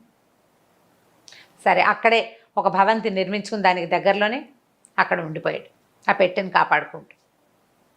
ఇక్కడ ఈయన భార్య లేదని తెలిసింది. సరే ఏం చేస్తాడు, పిల్లల్ని తీసుకుని ఇంకో చోటికి ప్రయాణం అయ్యాడు ఆయన. శనీశ్వరుడికి ఇష్టం లేదు ఈయన సంగతి చూడాలి, ఇంకా కష్టపెట్టాలి. ఆ అమ్మాయి వెళ్ళిపోయింది, ఇప్పుడు ఇతను పిల్లలతోటి ఉంటాడు, ఆ పిల్లల నుంచి సెపరేట్ చేయాలి. సరే ఏం చేశాడు, 2 పిల్లల్ని ఎత్తుకుని, పిల్లలు 2 అమ్మ కోసం ఏడుస్తున్నారు, మరి చిన్న పిల్లలు కదా. సరే ఇంకేం చేస్తాడు, తల్లి కోసం బెంగపెట్టుకుని ఏడుస్తున్నారు, అక్కడే ఉంటే ఇంకా తల్లి గుర్తొచ్చి బాధపడతారు. అందుకని ఏమనుకున్నాడు, వేరే చోటకు వెళ్దామని ఒక నది దాటి ఇంకో వైపుకి వెళ్దాం అనుకున్నాడు. మంచి బ్రహ్మాండమైన వర్షం, ఆ వాన కొంచెం తగ్గింది, వర్షం ఈ ఏరు పొంగుతోంది. ఏం చేశాడు, ఓ పిల్లాన్ని ఎత్తుకుని అటు దాటించాలి, 2 పిల్లల్ని ఎత్తుకుని దాటించలేదు, ఒకేసారి ఎట్లా వెళ్తాడు. అందుకని ఏం చేశాడు, ఓ చెట్టుకేసి ఒక పిల్లాన్ని కట్టేశాడు. కట్టేసి నాయన ఇక్కడే కూర్చో, అన్నయ్యని అక్కడ దింపొస్తానని చెప్పి ఈ పిల్లాన్ని ఇక్కడ పెట్టి ఓ పిల్లాన్ని ఎత్తుకుని తీసుకుపోయాడు. తీసుకెళ్ళి వాడిని అవతల వైపు కట్టేశాడు చెట్టుకి. వాడిని మరి తీసుకెళ్ళి అక్కడ మరి పిల్లాడైతే అటు ఇటు వెళ్ళిపోతాడు. పిల్లాడు 4 అడుగులేసి అటు ఇటు వెళ్ళిపోతే ప్రమాదం కదా. మళ్ళీ వెనక్కి వచ్చి చిన్న పిల్లాడిని తీసుకెళ్దాం అనుకున్నాడు. వెనక్కి రావడానికి నదిలోకి దిగగానే ఈ శనీశ్వరుడు నదికి ఉధృతి పెంచేశాడు. పిల్లలిద్దరూ ఒకే నదికి చెరో గట్టున చెరో చెట్టుకి కట్టబడి ఉండగా తండ్రి నీళ్లలో కొట్టుకుపోయాడు. అయ్యో, పిల్లలు ఉండిపోయేసరికల్లా సరే ఏమో ఇంకేం చేస్తారు, ఇక చేయగలిగేది ఏమిటి, కొట్టుకుపోయి ఎక్కడో ఒక చోటకి చేరాడు. తీరా చూస్తే అక్కడ గొర్రెల కాపర్లు కొంతమంది ఉన్నారు. వాళ్ళు ఎవరో కొట్టుకొస్తున్నారు నీళ్లలో. వాళ్ళ గొర్రె అనిపించింది, ఎవరి గొర్రె పడిపోయింది అన్నమాట. తర్వాత తెలిసింది గొర్రె కాదు, వీడెవడో మనిషి. కొంతమంది దిగి తాళ్ళేసి లాగితే ఆ వరవడికి కొట్టుకుపోతున్న ఆయన మోసుకొచ్చి యువతలు పెట్టారు. ఆయన ఏం నీళ్లు తాగేలా, ఈదగలడు, ప్రవాహానికి అడ్డం పడలేకపోతున్నాడు, నీళ్ళు లాగేస్తున్నాయి కదా. నాయన ఎవరు నువ్వు, ఏమిటి నాయన అని అడిగారు. అడిగితే ఏం చెప్పాలి? సరే ఏమన్నాడు, నేను పురూరవ చక్రవర్తి పరివారంలో గొర్రెలు కాసేవాడిని, నా పేరు ఆనందకోనుడు. ఈ గొర్రెలు కాస్తూ ఇది ఈ నదీ తీరానికి వస్తే గొర్రెలు ఎటో పోయినాయి, నేను నదిలో పడిపోయాను అన్నాడు. అనేసరికల్లా వాళ్ళు ఏం చేశారు, అయ్యో ఎంత కష్టం వచ్చింది, మనిషి ఎంత బాగున్నాడు, చక్కగా లక్షణంగా ఉన్నాడు, నాయన మాతో పాటు ఉండు, మేమందరం గొర్రెలు కాసేవాళ్ళమే, 4 గొర్రెలు ఇస్తాం, గొర్రెలు మేపుకుందు కానీ రా మాతో పాటు రా అని వాళ్ళు ఏం చేశారు, ఈయనకి కట్టుకోవడానికి పొడి బట్టలు ఇచ్చి 2 కంబళ్ళు ఇచ్చి చలి మరి వారిని నీళ్ళల్లో కొట్టుకొచ్చేవాడి పరిస్థితి ఎట్లా ఉంటుంది, ఓ చిన్న గుడిసె ఒకటి ఏర్పరిచి ఇక్కడ ఉండు నాయన మాతో పాటు అంటే ఆ చచ్చిపోయిన భార్య తప్పిపోయిన పిల్లల గురించి ఏడ్చుకుంటూనే నోరు మూసుకొని వీళ్ళతో పాటు ఉండిపోయాడు. ఈ చెరుక నదికి అటు ఇటు పిల్లలు ఉన్నారా, ఒక గొల్లెత ఆ వైపుకి వచ్చి ఈ పిల్లాన్ని చూసింది. ఎవరండి? గొల్లెత అంటే ఒక గొల్ల స్త్రీ వచ్చి చూసింది. చూసేసరికల్లా పిల్లాడు ఎంతో బాగున్నాడు, ఎంత పండులా ఉన్నాడు, ఎవరు కట్టేశారంటే మా నాన్న కట్టేశాడు. నాన్నే తెలుసు, అంతకంటే వాడికి ఏం తెలియదు, పేర్లు గీర్లు తెలియవు వాడికి. సరే పిల్లాన్ని ఓడదీసి ఎత్తుకున్నాక ఏమైంది, 2వ గట్టుకి వెళ్దామని ఒక చిన్న డింగీ తెచ్చుకుంది. ఆ డింగీలో ఈ పిల్లాన్ని పెట్టుకుని ఈ నది దాటించబోయింది. నది దాటించేసరికల్లా అక్కడ చెట్టు కట్టేస్తున్నాడు 2వ. మా అన్నయ్య ఉన్నాడు అన్నాడు వీడు. అయ్యో 2 పిల్లల్ని చెట్టు కట్టేశారు, ఇదేమిటోనంటే ఆ 2వ పిల్లాన్ని కూడా ఓడదీసింది. పోనీలే, ఇద్దరు ఒక దగ్గరే ఉన్నారు. అన్నదమ్ములు ఇద్దరిని ఆవిడ కాస్త చంక పెట్టుకుని వెతికింది, ఎవరు కనపడలేదు. పోగొట్టుకుని నాన్న ఎవరంటే నాన్న ఎత్తుగా ఉంటాడు, పొడుగ్గా ఉంటాడు, అదే తప్పిస్తే ఇక వాళ్ళకి ఏమీ తెలియదు. చిన్న పిల్లలు 3-4 లోపల, 3-4 ఏళ్ల పిల్లలు. సరే ఏం చేసింది, ఈ పిల్లలిద్దరు ఒకేసారి దొరికారు. అదృష్టంలాగా నాకు పిల్లలు లేరు, వీళ్ళని నేనే పెంచుకుంటానని పిల్లల్ని తీసుకుపోయింది. అయితే గొల్లావిడ కదా, వీటి దగ్గర ఆవులు గేదెలు ఉన్నాయి, ఆవులే ఎక్కువగా ఉన్నాయి. ఈ ఆవులు కాయడానికి ఒక పొల్ల ఇస్తే పిల్లలు పొల్లలు తీసుకోకుండా మూలంగా కత్తి ఏదైనా ఉంటే కత్తి పుచ్చుకుని తోరేవాళ్ళు. ఆవిడనుకు వీళ్ళు ఎవరో పెద్ద రాజుగారి పిల్లలు అయి ఉంటారు, వీళ్ళకి మామూలు లక్షణాలు లేవు, ధోరణి ఏదైనా చూపిస్తే లేట్ చేసుకుంటారు, కత్తి కనపడిన పాములుగా పిల్లల్లాగా ఎక్కడ పడితే అక్కడ పట్టుకోవటంలా, తెలివి తక్కువగా లేరు వాడు. కత్తి ఎక్కడ పట్టుకోవాలో వాడికి ఉగ్గుపాలతోటి పెట్టేసినట్టుంది వాడి చరిత్ర. దాంతో ఇప్పుడు ఏం చేసింది, సరే పిల్లలకి ఏమైనా విద్యలు నేర్పిస్తే బాగుంటుందని వాళ్ళ దగ్గర ఈ కర్ర సాము కత్తి సాము చేసే వాళ్ళు ఎవరో స్నేహితులు ఉంటే వాళ్ళ దగ్గర పెట్టింది. మా పిల్లలు కూడా నేర్పించండి. ఆ పిల్లలిద్దరు ఈ గోళ్ళావిడ దగ్గరే పెరగటం మొదలుపెట్టారు. ఈ ఆనందకోణుడు ఇక్కడ ఈ గొర్రెల వాళ్ళ దగ్గర ఉన్నాడు కదా. సరే ఏమైంది, ఈ గొర్రెలు తోలుకెళ్తుంటాడు. ఆ గొర్రెలు అటు ఇటు తిరుగుతాయి, మళ్ళీ సాయంకాలం తీసుకొస్తాడు. ఆ ఉన్న వాళ్ళు ఏదో ఒక ముద్ద అడకేసి పెడతారు, వాళ్ళతో పాటు కలో గంజా ఒక ముద్ద తింటూ బతికే ఉన్నాడు ఆయన. ఎప్పటికో ఇక్కడి నుంచి వస్తుంది. శనేశ్వరుడు ఎంతకైనా తగును, చూడు ఎన్నెన్ని చేశాడు. మహారాజును తీసుకొచ్చి ముందు కూలింగ్ చేశాడు, తర్వాత గొర్రెలు కాపరం చేశాడు. ఇంకా ఏం చేయబోతావో నాయనా నువ్వు నాతోటి అనుకుంటున్నాడు అనమాట. అయితే ఏమైంది, ఈయనకి చాలేదు శనీశ్వరుడికి, ఇంకా ట్రై చేయాలి. కానీ ఈయనకి చూడండి తెలిసి కూడా కష్టాలు పడుతున్నాడు ఇంకా కూడా. మరి చెప్పాడు కదా యవ్వనంలో పట్టుకోమన్నాను, పట్టుకున్నాడు, మరి తప్పదు, అనుభవించాల్సిందే. దీనికి తిరుగుబాటు చేసి గొడవ చేసి లాభం లేదు, ఒగ్గటమే అంతే. ఇంకా సర్దుకుని ఉండటమే. సర్దుకుంటూ ఉంటే శని సర్దుకున్న వాడిని గెలిపిస్తాడు. శనిగ్రహపు లక్షణం అది. నువ్వు లాక్కున్న కొందికి తెగుతుంది తప్పిస్తే ప్రయోజనం లేదు. సర్దుకుని ఎలా ఉండాలో అలా ఉండాల్సిందే.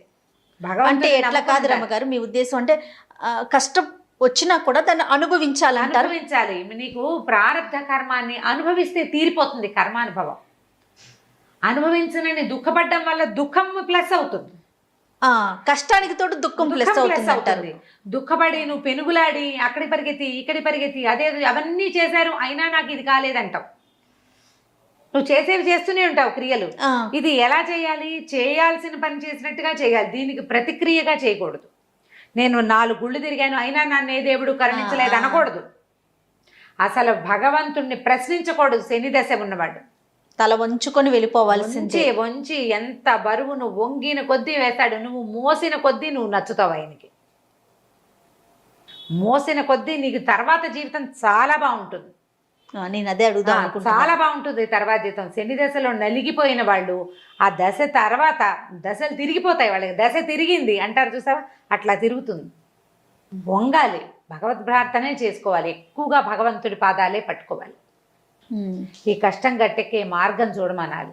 సరే, ఏం చేశాడు ఇప్పుడు ఈ శని ఏం చేశాడు? ఇంకా కొంచెం ఎక్కువ పరీక్షించాలి. ఆ ఊరి రాజుగారి అంతఃపురంలో దొంగతనం జరిగింది. అంతఃపురంలో ఆయన దొంగతనం జరిగినటువంటి వస్తువులు మూటగట్టి ఎక్కడ ఈ ఆనందకోనుడు పడుకుని ఉన్నాడో పూరి గుడిసెలో అక్కడ తెచ్చిపెట్టాడు దొంగ. చూసారా? ఆ పని చేయించాడు ఆయనే చేయించాడు, అది కల్పించాడు. అది వాళ్ళేమో దొంగని వెతుక్కుంటూ వచ్చారు. దొంగ ఇటే వచ్చాడు, కనపడుతున్నాడు. మామూలుగా దొంగలు అసలు కనపడతారు? కనిపించరు, మాయమైపోతారు. కానీ ఇక్కడ కనిపించాడు వాడు. ఎక్కడి నుంచి కనిపించాడు? అంతఃపురం నుంచి ఊరంతా తిరిగి ఈ గొల్లలు, వీళ్ళు గొర్రెల కాపర్లు ఎక్కడ, గొల్లలు కాదు వీళ్ళు, గొర్రెల కాపర్లు ఎక్కడున్నారు? ఓ నదీ తీరాని ఉన్నారు. అక్కడికి ఆ నది కొంచెం ఊరికి దూరంగా ఉంది. అక్కడ దాకా లాక్కొచ్చాడు ఆ దొంగ వీళ్ళని, సైనికుల్ని. ఈ గదిలోకి వెళ్ళి అతన్ని దాంట్లో పడేసేసి వెళ్ళిపోయాడు. ఆ దొంగ కూడా సమున్నతాకారుడు. ఇక్కడ పడుకున్న ఆనందకోణుడు సమున్నతాకారుడే. మరి గబుకొని దూరం నుంచి చూస్తే ఓ పొడుగాటి మనిషి చేతులు ఊపిస్తూ పరిగెడుతున్నాడు. పొడుగాటి చేతులు, ఇంత పొడుగువాడు, ఎత్తు, వాడికి మీసాలు ఉన్నాయి, గడ్డాలు ఉన్నాయి, జుట్టు ఉంది, అవే కనపడతాయి చీకట్లో. అంతకంటే ఏం కనిపిస్తాయి? ముక్కు మూతి కనపడవు కదా, ఒడ్డు పొడుగు కనపడతాయి. ఒడ్డు పొడుగు కనపడుతోంది. వీళ్ళంతా వెతుక్కుంటూ ఇక్కడికి వచ్చారు. ఈ పాకలోకే ప్రవేశించాడన్నారు. ఆ పాకలో ఆనందకోణుడు నిద్రపోతున్నాడు. ఆయన పక్కన మూట పెట్టుంది. ఏ దొంగ అయినా మూట పక్కన పెట్టు పడుకుంటాడు. ఆ పాయింట్ వాళ్ళు పట్టుకోలేదు. ఈయన పట్టేశారు. అందరూ అతనికి ఏమనుకున్నాడంటే, ఇక ఈ గొర్రెల వాళ్ళంతా ఇతన్ని గౌరవించేవాళ్ళు. ఇతని ముఖవర్చస్సు, అతని పద్ధతికి వాళ్ళెవ్వరూ ఏమీ అనేవాళ్ళు కాదు. చాలా ప్రీతి నేర్పేవాళ్ళు. ఆ ప్రీతిని చెడగొట్టాలి. ఆ శని దశలో అట్లాగే చీత్కారాలు వస్తాయి బంధువుల నుంచి కూడా. పాపం బంధువులు, స్నేహితులు ఎవ్వరూ దగ్గరికి రానివారు. అందరితోటి విరోధం వస్తుంది. అందరూ దూరం పెడతారు. ప్రతి వాళ్ళ చీత్కారము పడాల్సి వస్తుంది. ఈయనకు అట్లా వచ్చింది పాపం. ఈ గొర్రెల వాళ్ళ ఆశ్చర్యపోయి, ఇదేంటి మంచివాడు అనుకున్నావు, ఈయన దొంగ, నిశ్శబ్దంగా ఉంటున్నాడు, ఈ పని చేశాడా అన్నారు. సైనికులు వచ్చి పట్టుకుపోయారు. రాజుగారు ఆశ్చర్యపడి, ఈయన దొంగ ఏమిటి, మనిషి చూస్తే ఇట్లా ఉన్నాడు, సార్వభౌమ లక్షణాలు ఉన్నాయి. ఆ కిరీటం పెట్టుకునే చోట, ఆ భుజకీర్తులు ఉండే చోట గుర్తులు ఎవరికి ఉంటాయి? మామూలు వాడికి ఉండవు అవి. మణుల ఒరిపిడి ఉన్న గుర్తు వేరు. ఈయన అట్లా కనపడుతున్నాడు. మనిషి చూస్తే మంచి కళైన మొహం, మంచి వర్చస్సు, మాట గంభీరం. ఇది ఎట్లా ఉందంటే ఉరుగుతున్నట్టుగా ఉంది, మేఘగా గంభీరంగా ఉంది కంఠస్వరం కూడా. ఈయన ఎందుకు దొంగ అవుతాడు అని ఆశ్చర్యపోయారు. రాజుగారు డైరెక్ట్గా అడిగాడు, అయ్యా తమరే దొంగతనం చేశారా అంటే, ఇప్పుడు ఏం చేస్తాను నేను కాదన్నా ప్రయోజనం లేదు. మరి వస్తువు దొంగ ఒకచోటే దొరికినప్పుడు ఇంకా నేను చెప్పుకునేదేముంది, మీరు ఏం చేస్తే అది చెయ్యండి అన్నాడు. దానికి కూడా వడంబడిపోయాడు. ఇక అంతే దీపావళని. రాజుకి మనసు ఒప్పలేదు, ఏం చేయాలో తెలియట్లేదు. సరే, మిగిలిన వాళ్ళని న్యాయాధికారులను అడిగారు. ఏం చేయాలంటే, దొంగ చేస్తానం చేసిన వస్తువుతో పట్టుబడితే ఎడం కాలు ఎడం చెయ్యి కొట్టేయాలి. కాలు చెయ్యి కొట్టేశారు. అయ్యయ్యో.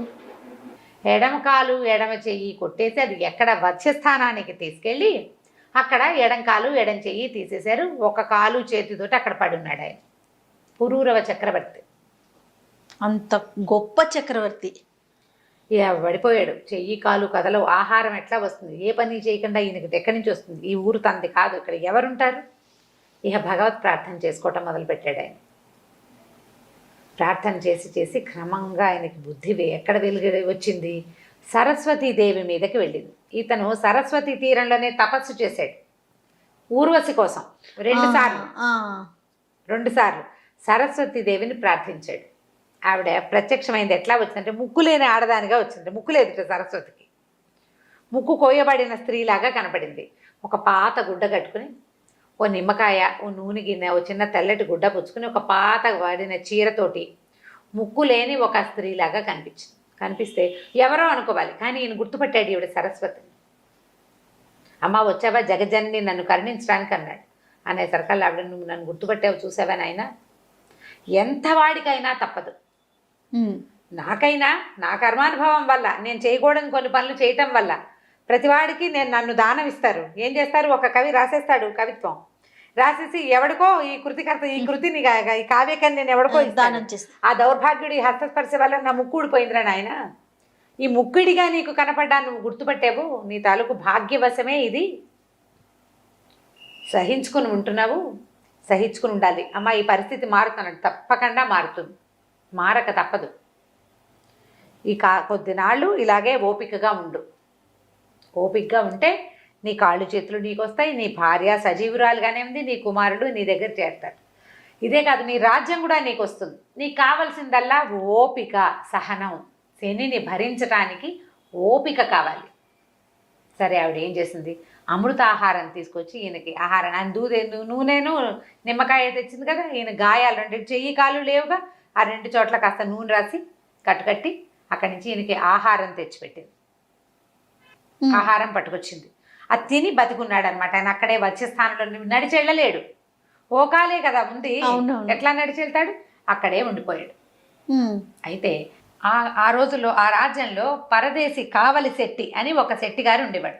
పరదేశి కావలి ఆయన పేరు. అయితే ఈ పరదేశి కావలి ఎప్పుడో వ్యాపారానికి పంపించిన ఒక నావ మునిగిపోయింది, దొరకలేదట. దొరక్కపోయేసరికి ఇక ఆశలు వదిలేసుకున్నాడు ఆయన. సరిగ్గా ఈ వచ్చస్థానంలో ఈ వ్యవహారం అంతా జరుగుతున్న కాలంలోనే ఆ నావ దొరికింది. ఆ పడవ దాని తాలూకు ఆనుపాన్లు తెలిసినాయి. నా పడవ తీరానికి వచ్చేసింది. కొన్ని కోట్ల రూపాయలు ఉన్నాయట అందులో. దాంతో ఈ పడవ దొరికేసరికల్లా ఆయన చాలా సంతోషించి అందరికీ దాన ధర్మాలు చేస్తున్నట్టు. దాన ధర్మాలు చేస్తూ ఊళ్ళోకి వచ్చాడు. ఊళ్ళోకి వచ్చేసరికల్లా అక్కడ ఏమన్నారు, కొంతమంది సైనికులు వాళ్ళు వీళ్ళు, మీరు ఇంతకు బీదా బిక్కికి దానం దానాలు ధర్మాలు ఎవరికి చేస్తారు, సాధారణంగా బీదా బిక్కికి దానాలు. బ్రాహ్మణ దానం ఒకటి విశేషమైన దానం, ఆ కాలంలో అదే పద్ధతి. అయితే ఇది వజ్రస్థానంలో మొన్న ఒక ఆయన దొంగతనం చేశాడని చెయ్యి కాలు కొట్టేశారు ఒకడున్నాడు, అతనికి ఏదైనా ఇవ్వండి అన్నారు. అనేసరికల్లా సరే ఏదో ఆహార పదార్థం ఇస్తామని వచ్చాడు. వచ్చి చూసేసరికల్లా ఈ కాలు చెయ్యి లేకుండా అక్కడ పడున్న ఆయన చూసేసరికల్లా కరిగి నీరే ప్రవహించేశాడు ఆ పరదేశి. ఏమిటి ఈ మొహం చూస్తే ఆయనకి తెలిసిందనమాట, వీటి మనిషి కాదు, మామూలు వాడు కాదు, సామాన్య మానవుడు, దొంగ 100% కాదు, ఏదో ప్రత్యేకత ఉంది ఈయనలో. ఈయనలో ఉన్న ఆ ప్రత్యేకత ఏమిటో బుద్ధికి ఎక్కడో తగులుతోంది, నోటికి అందటల్లా అది మనసుకు తెలుస్తోంది. ఈయన మామూలు వాడు కాదు, ఈయన గ్రేట్ పర్సనాలిటీ అనేది అర్థమవుతుంది. ఏమిటో తెలీదు, కానీ ఒక ఆకర్షితుడైపోయాడు. ఆకర్షితుడైపోయి దగ్గరకు వచ్చాడు. అయ్యా ఏమిటండి మీ పరిస్థితి ఏంటంటే, కర్మాన్ భవన్ అయినా ఇట్లా అయింది, అదే మాట్లాడుకున్నారు. ఇంతలో సరస్వతీదేవి వచ్చింది ఆహారం పట్టుకుని. ఓహో, ఆవిడ రోజు వచ్చి 3 పూట్ల ఇతన్ని పోషించింది సరస్వతీదేవి. ప్రతిరోజు ఇలా ముక్కిడిగానే వచ్చేది, ఆ ముక్కు లేని స్త్రీగానే వచ్చేది ఆవిడ. 3 రోజులు 3 పూటల అమృతాహారం తెచ్చిచ్చింది అతనికి. మరి ఆయన చేసుకున్న తపస్సు, సరస్వతి తీరంలో చేసిన తపస్సు ఇట్లా ఫలించింది చూడండి. అదే మరి అతని ఫలితం ఏదో ఒకటి లభించాలి కదా. అందుకని ఎప్పుడు చేసిన పూజ అయినా మనకు అవసరమైన కాలంలో ఏదో రకంగా ఫలిస్తుంది. అదేగా ఎప్పుడు చెప్పుకుంటాం మనం. ఇక ఈ పరదేశి కావాలి ఈవిని గుర్తుపెట్టాడు. ఈవిడ మనిషి కాదనిపిస్తోంది అతనికి.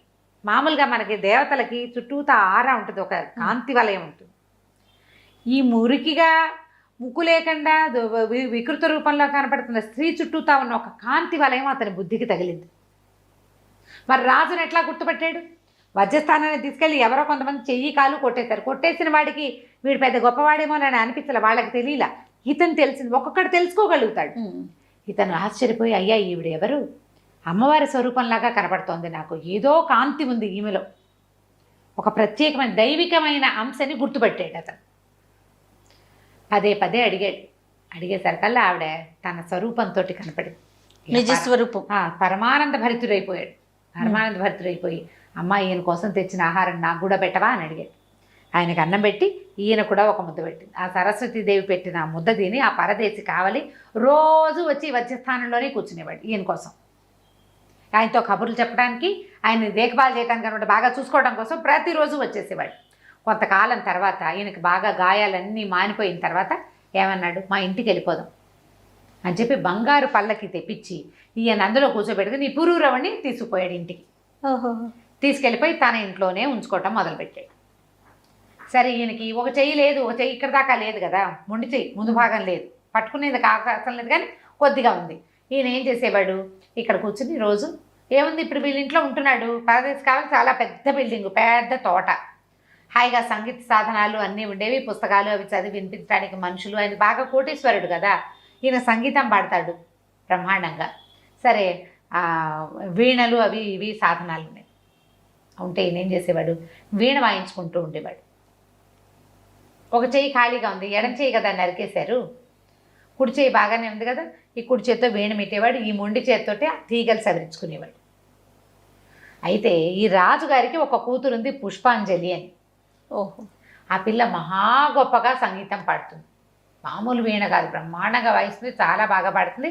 ఆ అమ్మాయికి ఏమిటంటే తనని సంగీతంలో జయించేవాడిని పెళ్లి చేసుకోవాలని కోరిక. అయితే ఒకరోజు వ్యాహ్యాళికని ఒక ఉద్యానవనంలోకి వచ్చి వీణ తెప్పించుకుని అక్కడ పాట పాడుతుంటే అదే సమయానికి ఈ పరదేశి కావలి గారి తోటలోంచి వినపడుతున్న సంగీతం విన్నది. అదేం సంగీతం, అదేం వీణ, అదేం కంఠం. ఆయన పాట కూడా పాడుకునేవాడు. మరి తోచాలిగా, ఆ పాట మీద మనసు పారేసుకుంది. ఎవరు ఏమిటి కనుక్కోమంది. పరదేశి కావలి గారి తోటలోంచి వినపడుతోంది, ఎవరో కనుక్కురమ్మని పంపించింది చెలికత్తల్ని. వాళ్ళు పోయి కనుక్కుంటే అక్కడ ఏముంది, ఒక ఆయన చెయ్యి కాలు లేవు, ఆయన ఉన్నాడు, ఆయన బ్రహ్మాండంగా పాట పాడతాడు. ఈ అమ్మాయి ఆయన పాట బాగుంది, అసలు ఆ గొంతుకి వివసురాలైపోయి అతన్నే పెళ్లి చేసుకోవాలని పుట్టింది ఈ అమ్మాయికి.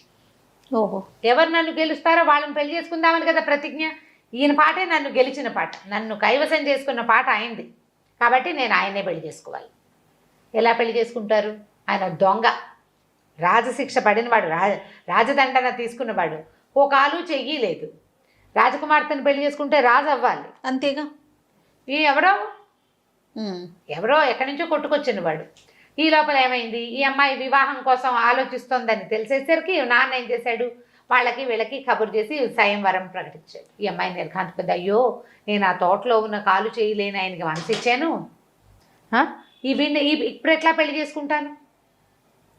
ఇక భగవత్ ప్రార్థన చేయటం మొదలుపెట్టింది. అయితే ఈ చెలికత్తలు చెప్పారు, అమ్మ నీకు ఏది రాసిందో అది జరుగుతుంది కదా, ఒకవేళ నీకు ఇట్లా అవిటివాడితోటి పెళ్ళుంటే ఆయనే వస్తాడు,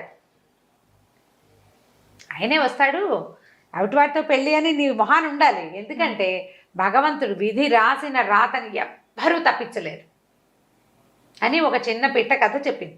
పిట్ట కథను పక్కకు పెట్టి మెయిన్ కథ ముందు చెప్పుకుని అప్పుడు పిట్ట కథలోకి వద్దాం. ఈ మన పురూరవుడు చేయి కాలు తెగి అక్కడ ఉన్నాడు కదా, ఈయనకి పరదేశి కావలి కనిపించినప్పుడు ఉపమహర్షి అని ఒక మహర్షి ఈయన దగ్గరకు వచ్చాడు. ఆయన ఉన్న వధ్యస్థానానికి వచ్చాడు. వచ్చి ఆయన చూసి ఆయనతోటి మాట్లాడాడు. సరస్వతీదేవిని కూడా దర్శనం చేసుకున్నాడు. అయ్యా, నువ్వు మహత్తరమైన దైవబలం ఉంది నీకు, ఈ సమస్య కొంతకాలంలో తీరిపోతుంది. నీ సంతానం ఉన్నారో, నీ భార్య ఎక్కడుందో వాళ్ళని కూడా నువ్వు అనతికాలంలోనే కలుసుకుంటావు. ఏ ఓపికతో ఇంతకాలం గడిపావు అదే ఓపికతోటి ఈ కాలాన్ని కూడా గడపమని చెప్పాడు. చెప్పిన ఈ ఉపమహర్షి ఆయన అలా నదులు, సముద్రాలు, చెరువులు అని దాటుకుంటూ అట్లా తిరుగుతూ ఉంటారు కదా మహర్షులు, భూసంచారం చేస్తూ ఎక్కడైతే ఈ గొల్లెతకి దొరికారే ఇద్దరు మగపిల్లలు ఆ ప్రాంతానికి వెళ్ళాడు. వెళ్ళి అక్కడ ఈ ఆటలాడుతున్న కర్రసాము చేస్తున్న పిల్లల్ని చూశాడు. ఆయన చూసేసరికి ఈ గొల్లెత ఏం చేసింది, ఆవిడ ఈయన దగ్గరకు వచ్చి, అయ్యా మీరు మహానుభావులాగా ఉన్నారు, నాకు ఇద్దరు పిల్లలు దొరికారు, మగబిడ్డలు, ఒక చెరువుకి ఒక నదికి అవతల ఒడ్డున ఒక పిల్లాడు, యువతల ఒడ్డున ఒక పిల్లాడు కట్టబడి ఉన్న పిల్లల్ని తీసుకొచ్చి పెంచుకున్నాను. నా దగ్గర శక్తియుక్తులకి వంచన లేకుండా పనిచేస్తా, పిల్లలకి వీరోచితమైన విద్యలు నేర్పించండి అని అడిగింది. అప్పుడు ఆయన ఏం చెప్పాడంటే, అమ్మ ఈ పిల్లలు సామాన్యమైన వాళ్ళు కాదు, వీళ్ళు సామ్రాట్ యొక్క సంతానం, భవిష్యత్తు రాజులు కాగలిగే వాళ్ళు, తప్పకుండా వీళ్ళకి ఉపనయనాది ఇవి చేయాలి, జాతకర్మలు అవి సరిగ్గా జరగాలి. ముందు పేర్లు అవి తండ్రులు పెట్టుకున్నారు తల్లిదండ్రి, ఇప్పుడు చేయవలసిన క్రియలు సరిగ్గా చేసి విద్యాభ్యాసం సరిగ్గా చేయించాలి అని చెప్పాడు. చెప్తే ఏం చేసింది, ఆ గోళ్ళ ఆవిడ తన సంపాదన అంతా ఊడ్చి పట్టుకొచ్చి ఈయన చేతిలో పెట్టింది. ఆయన చక్కటి యజ్ఞం చేసి పిల్లలిద్దరికీ ఉపనయనం చేశాడు. చేసిన తర్వాత వాళ్ళకి విద్యాభ్యాసం మొదలుపెట్టి ఎన్ని రకాలో విద్యలు నేర్పించాడు పిల్లలకి. నేర్పించి పిల్లలకి చక్రవర్తుల గురించి చెప్పాడు. ఒకసారి సిభి దధిచి ఇట్లా చాలా గొప్ప గొప్ప చక్రవర్తులు ఉన్నారు. ఈ కాలంలో గొప్ప చక్రవర్తి పురూరవుడు.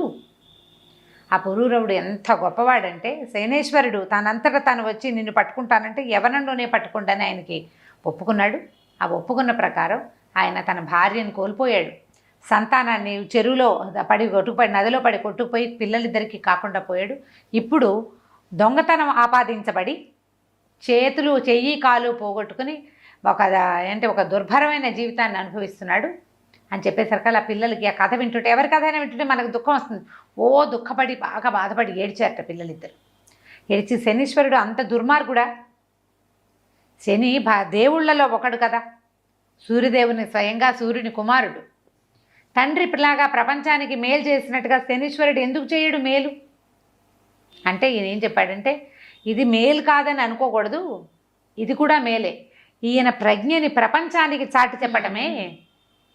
ఇంత కష్టపడినా సహనాన్ని కోల్పోలేదు, ధర్మపరాయణత్వాన్ని విడనాడలేదు, సత్యవ్రతాన్ని మానలేదు అని ఈయన యొక్క ప్రతిభని ప్రపంచానికి తెలియజేస్తాడు. ఎంత బంగారమైనా కాలిస్తే కానీ నిగ్గు తేరదు, కాల్చిన కొద్దీ వన్నె పెరుగుతుంది. అట్లా కాల్చబడుతున్న దశలో ఉన్నాడు పురూరవుడు. ఇంకొక 3 సంవత్సరాలు, ఈ 3 ఏళ్ళు గడిచాక ఆయన దశ మారుతుంది. శనీశ్వరుడు వదిలిపెట్టేస్తాడు. సంతానము భార్య అందరూ చేరుకుంటారని చెప్పితే విన్నారు పిల్లలు. ఆ కథ తెలుసుకున్నారు. సాకల్యంగా పురూరవ చక్రవర్తి కథ అంతా తెలుసు వాళ్ళకి. ఈ విద్యలు పూర్తవుతూ ఉన్నాక పిల్లల్ని మిగిలిన విద్యలు నేర్పడానికి ఇంకొంతమంది ఉపాధ్యాయుల దగ్గర పెట్టి ఈయన మళ్ళీ సంచారానికి వెళ్ళిపోయాడు ఉపమహర్షి. ఈ వెళ్ళి ఈయన ఎవరిని కలిశాడు? నవకోటి నారాయణని కలిశాడు ఒక ద్వీపంలో. కలిసాక అతను ఎక్కడ కూర్చున్నాడు? ఆ సమయానికి ఈయన వెళ్ళేసరికి వీళ్ళు ఒక బిల్డింగ్ కట్టుకుని ఉన్నాడు ఆయన సముద్ర తీరంలో. దాని దగ్గర ఒక చెట్టు కింద ఈ మందసం ఉంది. అమ్మాయి ఉన్నటువంటి ఈయన భార్య జయప్రదాదేవి ఉన్న మందసం ఉంది. ఆ మందసం దగ్గరే ఆయన సభ చేసుకుని ఉంటే ఈ ఉపమహర్షి అక్కడికి వెళ్ళాడు. వెళ్తే, అయ్యా మీరు ఏ దేశాలు తిరిగి వచ్చారు, మీరు ఎంత వాళ్ళు, ఎక్కడికి వెళ్ళారు ఏమిటి అని అతను అడిగాడు. నవకోటి నారాయణ అడిగితే, నేను ఎన్నో రాజ్యాలు చూశాను, ప్రతిష్టానపురం అంత గొప్ప రాజ్యాన్ని నేను చూడలేదు. ప్రతిష్టానపురపు రాజు చాలా గొప్పవాడు, చక్రవర్తి. అతను సామ్రాట్ లక్షణాలు పుణుకు పుచ్చుకుని పుట్టినవాడు, చాలా అద్భుతమైన జన్మ కలిగినవాడు, చాలా అత్యద్భుతమైన సౌందర్య రాశి, చాలా గొప్ప జన్మ కలిగిన అమ్మాయిని వివాహం చేసుకున్నాడు. ఇప్పుడు ఇలాంటి కష్టాల్లో ఉన్నాడు అని ఈ కథ అంతా అతను భార్యని ఎలా పోగొట్టుకున్నాడు. మంటల్లో కాలిపోయింది భార్య, నీళ్ళ దగ్గర తప్పిపోయాడు అతను, పిల్లల్ని అక్కడ వదిలిపెట్టేశాడు. ఆ పిల్లలు ఒక గొల్ల స్త్రీ దగ్గర పెరుగుతున్నారు. ఇప్పుడు చెయ్యి కాలు కొట్టబడి ఇట్లా దుర్భరమైన వేదాన్ని అనుభవిస్తున్నారంటే అవంతా కూడా ఈ పెట్టెలో ఉంది కదా, ఈవిడ లోపల కూర్చున్న జయప్రదాదేవి ఇదంతా విని, అయ్యో నా భర్తకి ఎన్ని కష్టాలు వచ్చినాయి, ఎంత దుఃఖాన్ని అనుభవిస్తున్నాడని చాలా దుఃఖపడింది. కథ అంతా తెలుసుకుంది. తన పిల్లలు ఎక్కడున్నారో ఆవిడకి తెలిసిపోయింది, భర్త ఏ స్థితిలో ఉన్నాడో కూడా తెలిసిపోయింది. అప్పుడు ఈ నారాయణ ఈ తప్పిదంలో తనకి భాగం ఉంది, అతనే కదా మరి ఈవిడ్ని మందసంలోకి ఆవిడ ఎట్లా వెళ్ళిపోయింది, ఇతడి వల్లే వెళ్ళింది.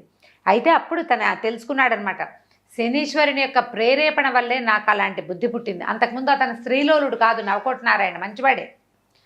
ఆ రోజున అతనికి ఆ బుద్ధి పుట్టించాడు శని అని అతను కూడా అప్పటికే అతనికి తన పశ్చాత్తాపడుతున్నాడు. తెలిసిందనమాట ఆవిడెవరో కాదు, సాక్షాత్తు పురూరవ చక్రవర్తి భార్య అని తెలుసుకున్నాడు. ఒక లేఖకుడుగా నా దగ్గర పనిచేసే చక్రవర్తి చేత పనిచేయించుకున్నానని చాలా బాధపడ్డాడు. ఇక తర్వాత ఈ పిట్ట కథ దగ్గరకు వద్దాం. ఇక్కడ ఇలా జరుగుతోంది. ఇక్కడ ఏమైంది, వీళ్ళు ఈ రాజుగారేమో పుష్పాంజలి తండ్రి విశాల నగరం అది, ఆ నగరంలో ఏం చేశారు వాళ్ళు, స్వయంవరం చాటిచ్చారు. స్వయంవరానికి అందరూ వచ్చేసారు. రాజకుమార్తెకి స్వయంవరం అని మనం కూడా వెళ్ళి చూద్దామని ఈయనకి ఫ్రెండ్ ఉన్నాడు కదా పరదేశి కావలి, అతను ఏం చేశాడంటే ఈయనకి చెప్పాడు పురూరవ చక్రవర్తికి, అయ్యా రాజుగారు అమ్మాయికి స్వయంవరంట, మనం కూడా వెళ్ళి ప్రేక్షకుల్లో కూర్చొని చూడొచ్చు అని చెప్పి ఆయన బయలుదేరి తీసేశారు. సరే ఏం చేశారు, ఇద్దరు కలిసి ఆయనకి బంగారు పల్లకి పెట్టించి ఆయన తీసుకొచ్చాడు. ప్రేక్షకుల్లో ఓ పక్కన కూర్చుని ఉన్నారు వీళ్ళు. ఈ స్వయంవరానికి ఇంతమంది జనం వచ్చేసరి ఈ పెళ్లి కూతురు బెంగ పెట్టేసుకుంది, అయ్యో నా వివాహం ఎట్లా అవుతుంది అని. ఆ అమ్మాయి ఏం చేసింది, స్వయంవరం చాటిస్తున్నాడు తండ్రి అనగానే ఒక జ్యోతిష్కుడిని పిలిచి అడిగింది, ఏం జరుగుతుంది, నేను ఒకళ్ళని వివాహం చేసుకోవాలనుకుంటున్నా, ఇప్పుడు నా పరిస్థితి ఏంటంటే ఆయన ఏం చెప్పాడంటే, అమ్మ నీ జాతకంలో ఒక ప్రత్యేకమైన విషయం ఉంది, ఎవరి సంగీతం వింటే నీ మెళ్ళలో ఉన్న ముత్యాల హారంలో ఒక పచ్చల పథకం ఉంది కదా, ఆ పచ్చ కరిగింది, అతడితో నీ పెళ్ళవుతుంది. నీ అంతఃపురంలో ఎండిపోయిన ఒక చెట్టు చిగిర్చింది, ఎవరి సంగీతం వల్ల చిగిరిచిందో వాడితోటే నీ పెళ్ళవుతుంది అని చెప్పాడు. ఇప్పుడు మెళ్ళలో ఒక పద్మరాగమణి, పచ్చ అంటారు కానీ పచ్చ కాదు, ఒక పద్మరాగమణి ఉంది, ముత్యాల దండ, ఒక ఎర్రటి ఉంటుంది, అది కరిగిపోయిందట రాయి ఆయన సంగీతం విని.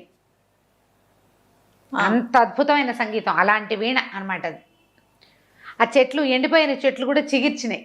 ఈవిడికి ఆశగానే ఉంది, జ్యోతిష్కుడు చెప్పాడు, కానీ ఇంతమంది వస్తే వీళ్ళలో పెళ్లి కొడుకేడి, తనకు కావాల్సిన వాడు ఉండడు, అసలు చూడలేదు. ఆయన ఇది కాదు, ఆయన రాజు కాదు, అతన్ని పిలవరు వీళ్ళు, ఎట్లా స్వయంవర మండపంలో నాకు అతనితో పెళ్ళవుతుంది అని దిగులు పెట్టుకుంది. అప్పుడు చెలికథ ఏం చెప్పిందంటే, ఒక పిట్ట కథ చెప్తాను. బ్రహ్మదేవుడి ఆ రాత గనక ఉంటే దాన్ని తప్పించగలిగేవాడే లేడు.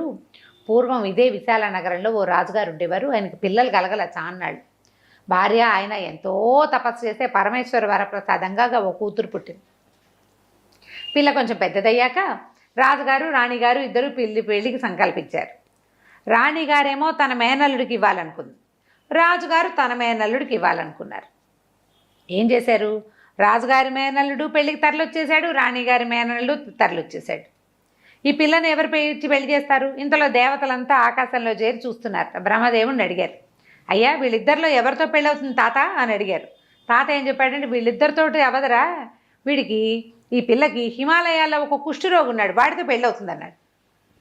అనేసరికి ఇదేమిటి, పెళ్లి కొడుకులు ఇద్దరు సిద్ధంగా ఉంటే వాడెవరితోటో పెళ్ళవుతుందంటాడు తాత. ఈ రాచకన్యకి కుష్టివాడితో పెళ్ళేమిటి, పైగా వీళ్ళు ఉన్నది ఎక్కడ, హిమాలయాలు ఎక్కడ ఉన్నాయి, ఇక్కడి నుంచి అక్కడికి ఎట్లా వెళ్తుంది, పోనీ వాడెట్లా వస్తాడు, కుష్టి వ్యాధి అంటే వాడు నడవలేడు తిరగలేడు, సభ్య సమాజంలోకి వచ్చేవాళ్ళు కాదు, తాత భలే చేస్తున్నాడు అని అనుకుని, సరే ఏం చేశారు, ఈ కుష్టి వ్యాధిగ్రస్తుడు ఒకడు ఉన్నాడు కదా హిమాలయాల్లో ఉన్నాడు, వాడిని అక్కడి నుంచి తీసుకెళ్ళి గరుకుమంతుడికి చెప్పారట.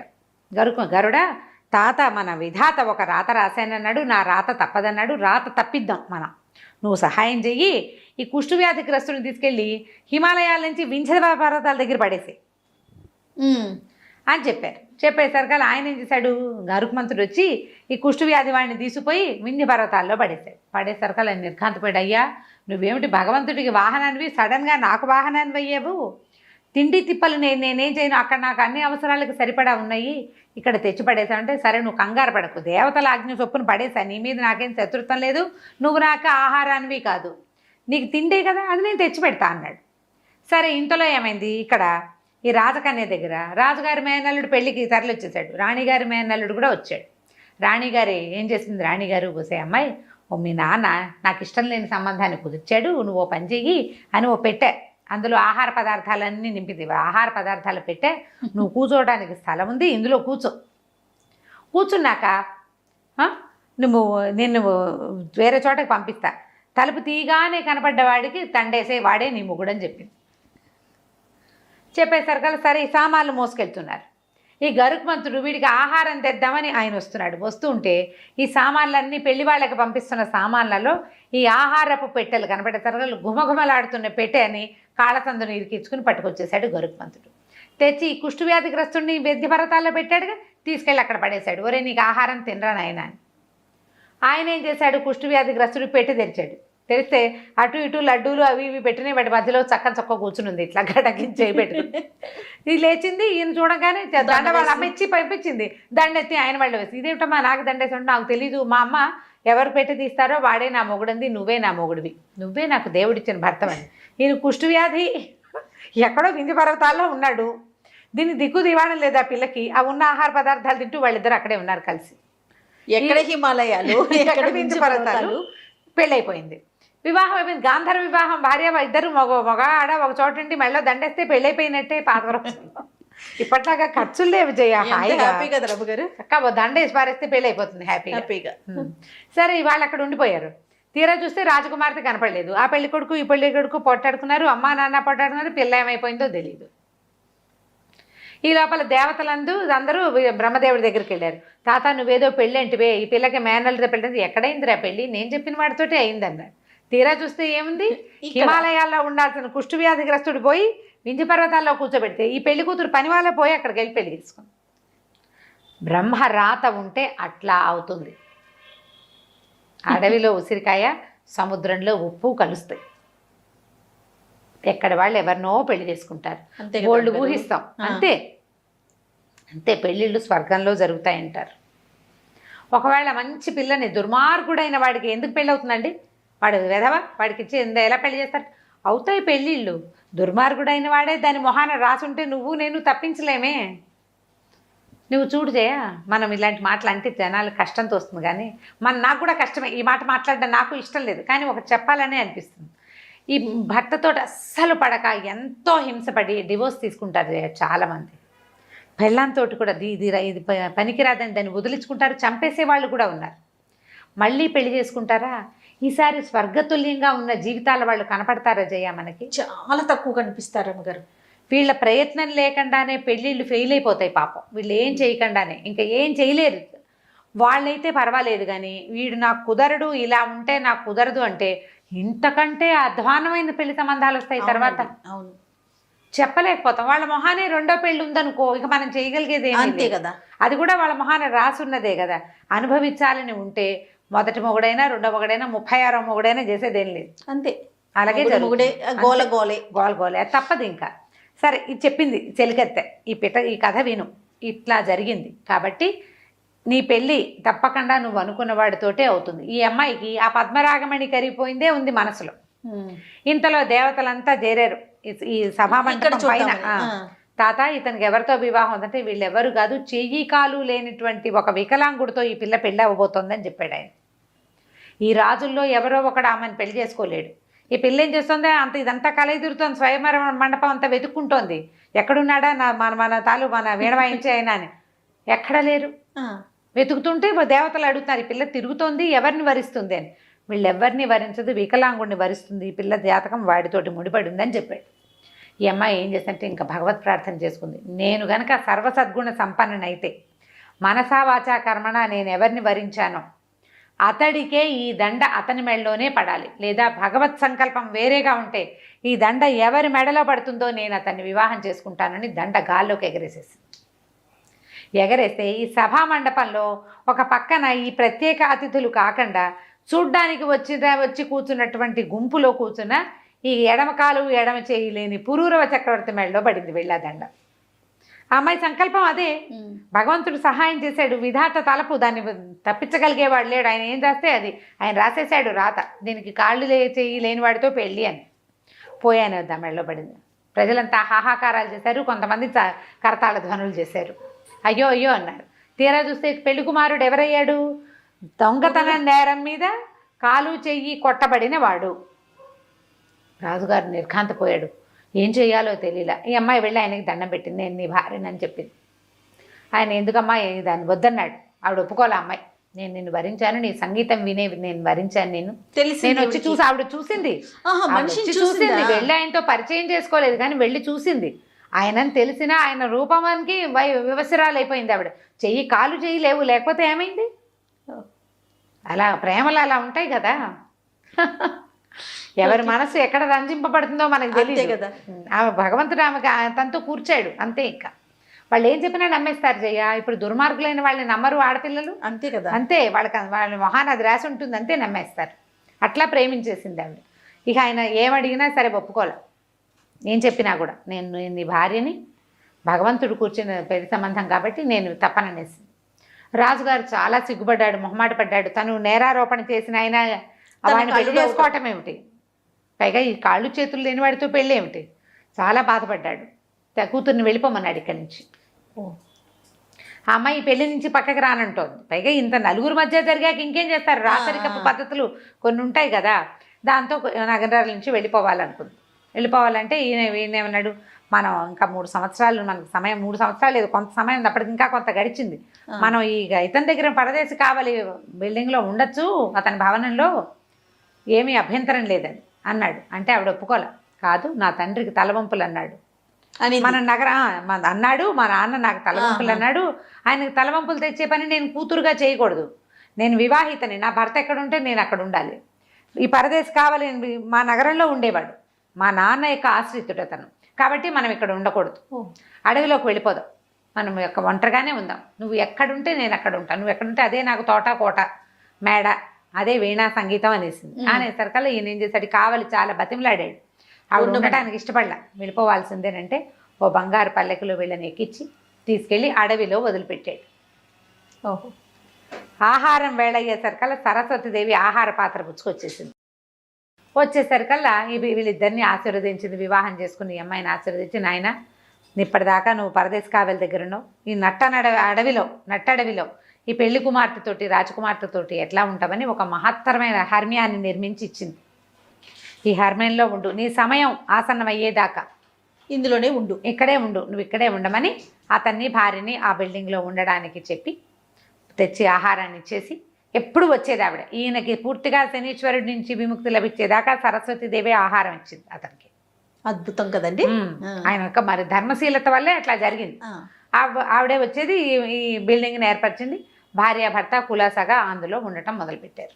అయితే ఎప్పుడైతే సరస్వతీదేవి బంగారు భవనం నిర్మించి ఇచ్చిందో ఆ తర్వాత శనీశ్వరుడు వచ్చాడట ఇక్కడికి. వచ్చి, అయ్యా నువ్వు యవనావస్థలో పట్టుకోమన్నావు, నిన్ను ఎన్ని రకాలుగా ఇబ్బంది పెట్టినా కూడా నువ్వు వదిలిపెట్టలేదు, అంటే ధర్మాన్ని విడనాడలేదు, సత్యాన్ని విడనాడలా, నన్ను దూషించలా, ఈ శని ఎప్పుడు పీడ విరగడవుతుందో అని అనలేదు, నువ్వు ప్రశాంతంగా ఉంటావు, ఇక అయిపోయింది నీ దశ, పూర్తిగా వదిలేశాను, మొత్తం అంతా అయిపోయాక నీ కాలు చెయ్యి సజావుగా వచ్చేస్తాయి, మామూలుగానే వస్తాయి, నీ కుమారులు తర్వాత నీ భార్య కూడా నేను త్వరలోనే కలుసుకుంటారు అని చెప్పి ఒప్పుకున్నారు, చెప్పేశాడనమాట. అయితే అప్పుడట ఇద్దరు గంధర్వులు విధి గొప్పదా మనసు గొప్పదా అనే విషయం మీద వాదించుకుంటున్నారు. దీనికి సరైన సమాధానం ఎవరు చెప్పగలరు అని వెతుకుతూ ఈ పురూరవ చక్రవర్తి చెప్పగలడని ఇక్కడికి వచ్చారు. వస్తే వాళ్ళు అడిగితే విధి గొప్పదా మనసు గొప్పదా? మనసుతో 100 ఊహలు చేస్తాం మనం, ఎంత చేసినా విధి విధానాన్ని అనుసరించే మన జీవితం నడుస్తుంది, కానీ మనసుతోటి అనుసరించి నడవదు. అవును, మనసుకి ఊహే ఉంది, విధించే లక్షణం అంటే శక్తి మనసుకి లేదు కదా.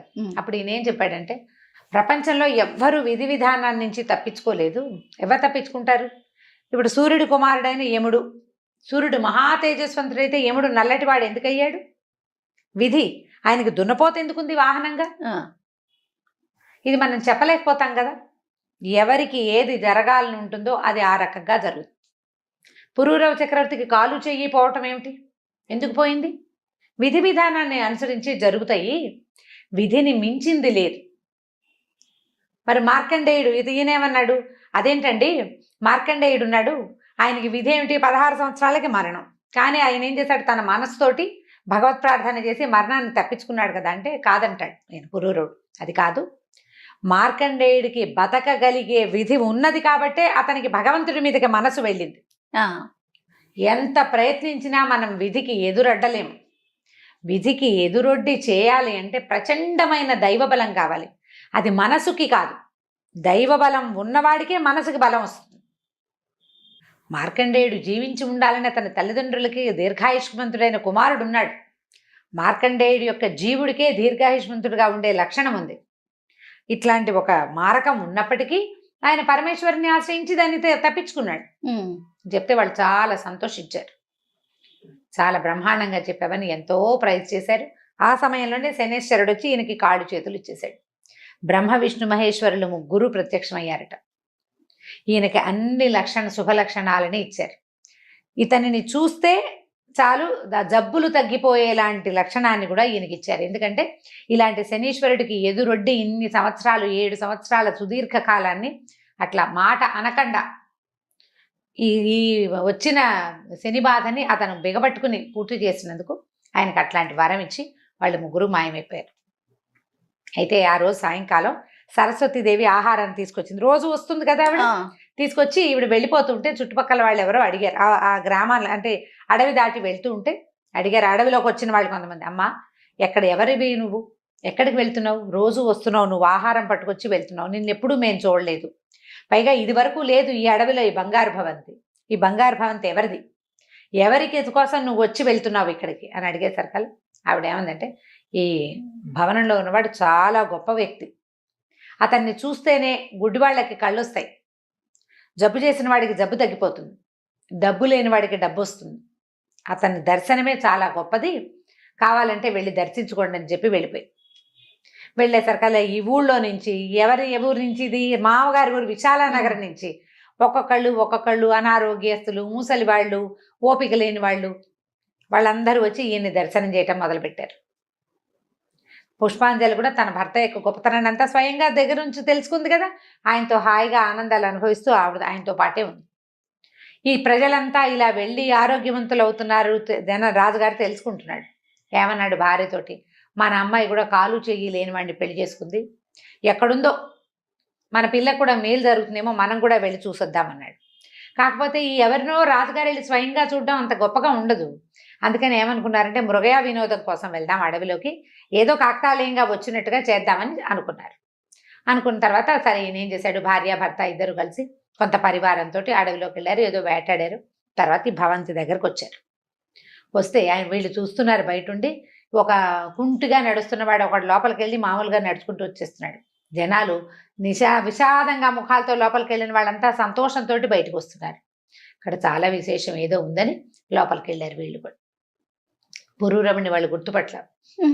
వాళ్ళు చూసిన మనిషి ఎవరు, సామాన్యమైన బట్టలతోటి, ఓ కాలు చెయ్యి లేనివాడు, అవును, నగలు అలంకారాలు లేనివాడిని చూశారు వాళ్ళు. ఆయనకు వెళ్ళి నమస్కారం చేసి, అయ్యా ఈ దేశాన్ని వెళ్ళే రాజుని నేను, మరి మా అమ్మాయి కొంతకాలం క్రితం ఒక చోరుడుగాని ముద్రపడిన, కాలు చెయ్యి నా చేతే శిక్ష విధింపబడి శిక్షను అనుభవిస్తున్న ఒక వ్యక్తిని పెళ్లి చేసుకుంది. నా కూతురు ఏమైపోయిందో, అతను ఎక్కడికి వెళ్ళిపోయాడో నాకు తెలియదు. దయచేసి మీరు నా అనుపానులు తెలియజేసి నా పిల్లని రక్షించండి అని అడిగే సరకాల పక్కపక్క నవ్వెట్టాయన పురూరవుడు. నవ్వే సరకాల పుష్పాంజలి దేవి లోపల నుంచి బయటకు వచ్చింది.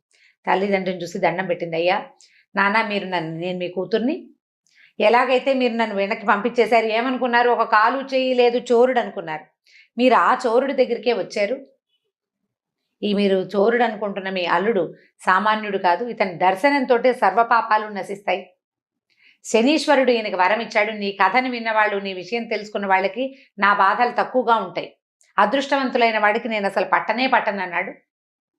పైగా ఏకమండలం 56 రాజ్యాల రాజులందరూ కూడా కప్పాలు కట్టేటువంటి గొప్ప సార్వభౌముడు ఈయనని పరిచయం చేసి ఆయన వాళ్ళు నిర్కాంతపోయారు. పురూరవుడు తెలుసు వాళ్ళకి, ఆయనే ఈయన తెలియదు. ఇక మహా ఆనందంతో ఇక పొంగిపోయారు. వీళ్ళు అక్కడ ఉండగానే సరస్వతీదేవి కూడా వచ్చింది. ఆవిడని చూసి మరీ ఆనందంతో పొంగిపోయారు. ఎంత అత్యద్భుతమైన సంగతి. అయితే ఇప్పుడు ఏం చెప్పిందంటే, నీ కుమారులు నీ భార్య కూడా త్వరలోనే దగ్గరకు వచ్చేస్తారు నీకని చెప్పింది.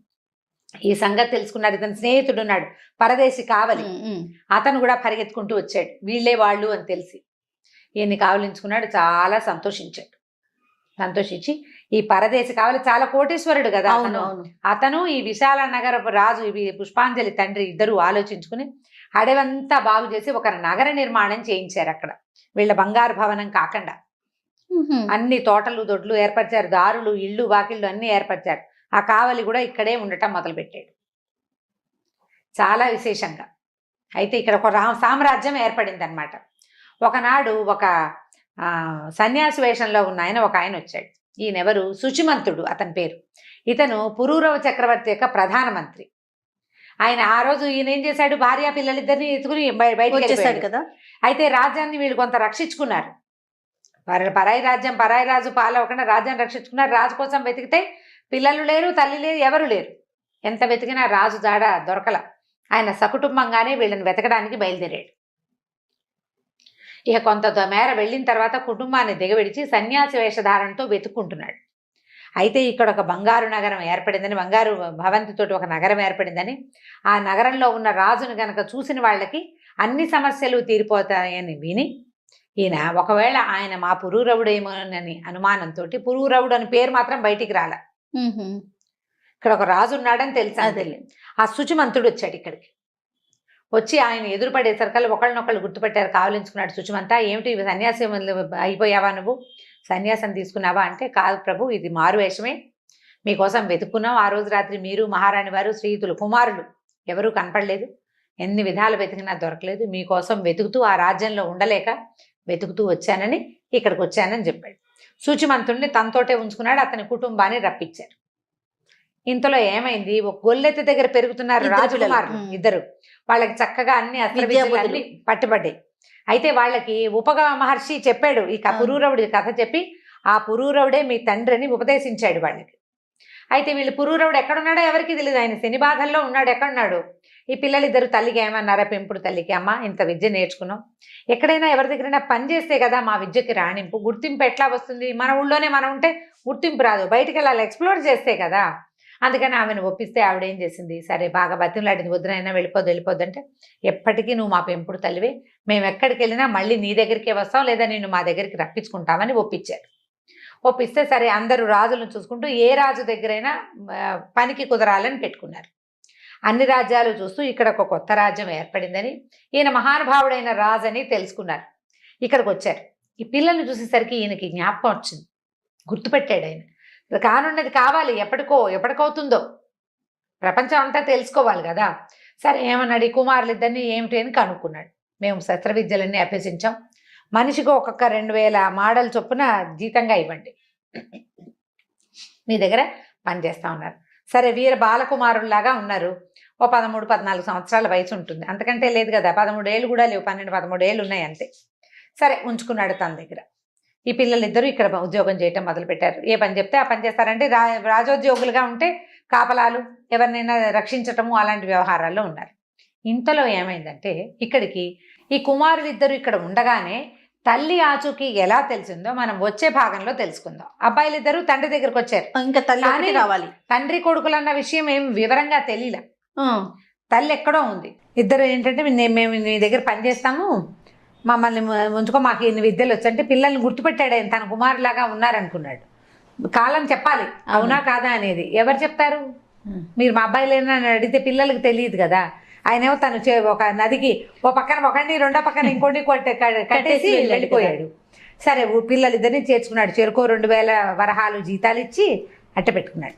సరిగ్గా అదే సమయంలో నవకోట నారాయణ ఇక్కడికి తిరిగి వచ్చాడు. అతను ఏం చేస్తున్నాడు, సముద్ర తీరంలో జయప్రదాదేవి ఎందులో అయితే ఎంటర్ అయిందో ఆ పెట్టే ఆ మందసాన్ని కాపాడుకుంటూ అక్కడే ఉన్నాడు. కానీ ఆయనకి కాలక్రమాన ఒక వార్త ఏం తెలిసిందంటే, ఈ ప్రాంతంలో విశాల నగరానికి దగ్గరలో కొత్తగా ఒక నగరం వెలిసిందని, అందులో ఉన్న రాజుగారు చాలా గొప్పవాడని, ఆయన కంటి చూపు తగిలితేనే అనారోగ్యాలు అవి తగ్గిపోతాయని తెలుసుకుని, ఒకవేళ ఈ మందసం తెరుచుకుంటుందేమో, ఈ పెట్టె తెరుచుకుంటుందేమోనని ఆ పెట్టెని సముద్రం ఓడలో వేయించి తీసుకొచ్చాడు.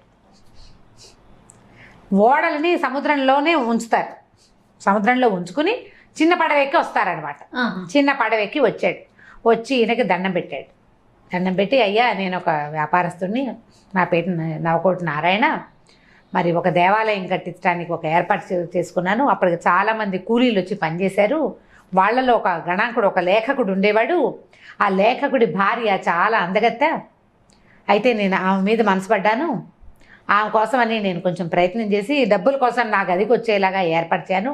ఆమె నా గదిలో ప్రవేశించింది. ఆమె ప్రవేశించిందని తెలిసి నేను లోపలికి వెళ్ళాను, కానీ ఆవిడ కనపడలేదు. తర్వాత తెలిసింది ఆమె ఆ గదిలో ఉన్న ఒక పెద్ద పాత పురాతనమైన పెట్టెలోకి ప్రవేశించేసింది. ఏం చేసినా ఆ పెట్టె తెరవబడలేదు. చివరికి ఇక నన్ను వదిలిపెట్టేలాగా లేదని సముద్రంలో పారేద్దాం అనుకున్నాను ఆ పెట్టెని. అయితే పడిపోతుండగా ఆవిడ, నాయన నేను నన్ను సముద్రంలో పడేయద్దు, 7 సంవత్సరాలు నేను ఇందులోనే ఉంటాను, నా భర్త చేయి తగిలితేనే ఈ పెట్టె తెరవబడుతుంది. 7 ఏళ్ళు అంది, అన్నపానీయాలు లేవు, ఆ పెట్టె తెరవబడలేదు, తెరుచుకోలేదు. మేము తీలేకపోయాము, దానంతట అది తెరవబడలా. ఈ 7 సంవత్సరాలు దాటిపోయింది, ఆమె చెప్పిన సమయం అయిపోయింది. ఎవరు ఏ విధంగా పెట్టె తెరుచుకుంటుందో నాకు తెలియలేదు. ఆవిడ అన్నపానీయాలు లేవు, వస్త్రాలు లేవు, గాలి లేదు, అందులోనే ఉంది, ఎప్పుడైనా మాట్లాడుతుంది. మరి ఆ పెట్టెని మీ సముఖానికి తీసుకొచ్చాననగా నేను వెంటనే తన భార్య అని తెలిసింది.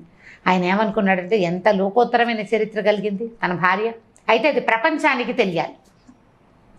అందుకని ఏం చేశాడంటే, సైనికులు పిలిచి, ఈ నవకోట నారాయణ సముద్రంలో ఒక ఓడుంది, అందులో ఒక పెట్టుంది, ఆ పెట్టెని తెరవండి అన్నాడు. వీళ్ళంతా పోయారు, సుత్తి శానాలన్నీ పుచ్చుకుని కొట్టారు, పీకారు, లాగారు, ఏం చేసినా ఆ పెట్టె తెరవబడలేదు. సరే పెట్టెని సముద్ర తీరానికి తెద్దామనుకున్నారు. ముందు ఒక ఏనుగుని తీసుకెళ్ళారు. ఆ పెట్టె మోసు రావాలి కదా, ఆ ఏనుగు ఎంత లాగినా పెట్టె కదలలేదు. ఇక 10 ఏనుగుల్ని పట్టుకెళ్ళారు. ఏం చేసినా ఆ పెట్టె మాత్రం లాగలేకపోయారు.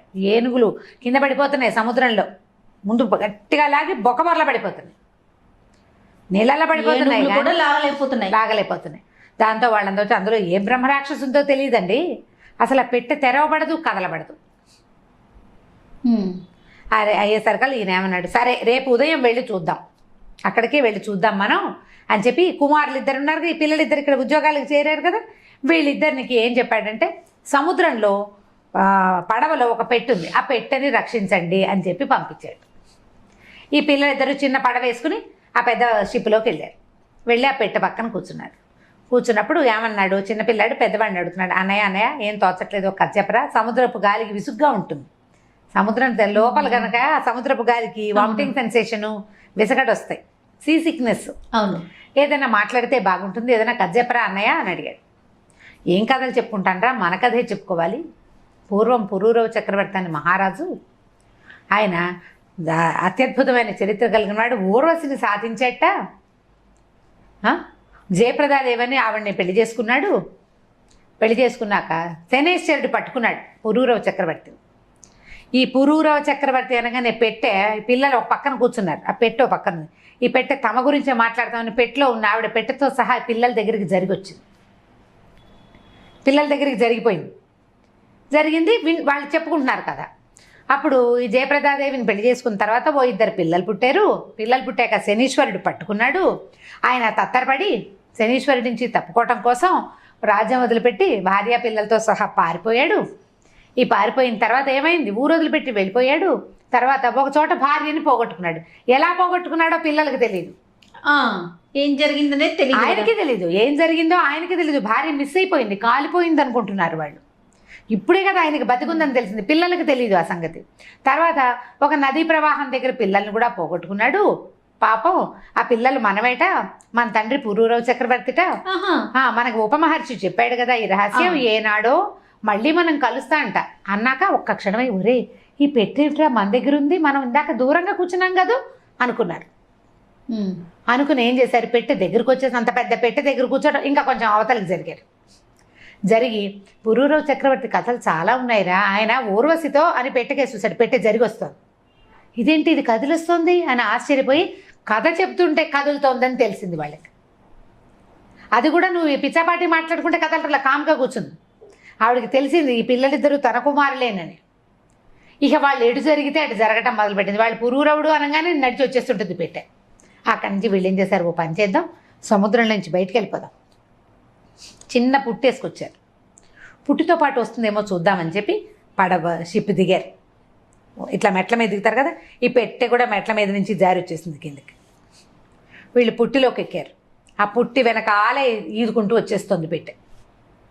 సముద్ర తీరంలోకి వచ్చేసింది. తెల్లారిపోయింది. ఈ పిల్లలిద్దరు ఏం చేశారు, రాజుగారి దగ్గరికి వెళ్ళారు.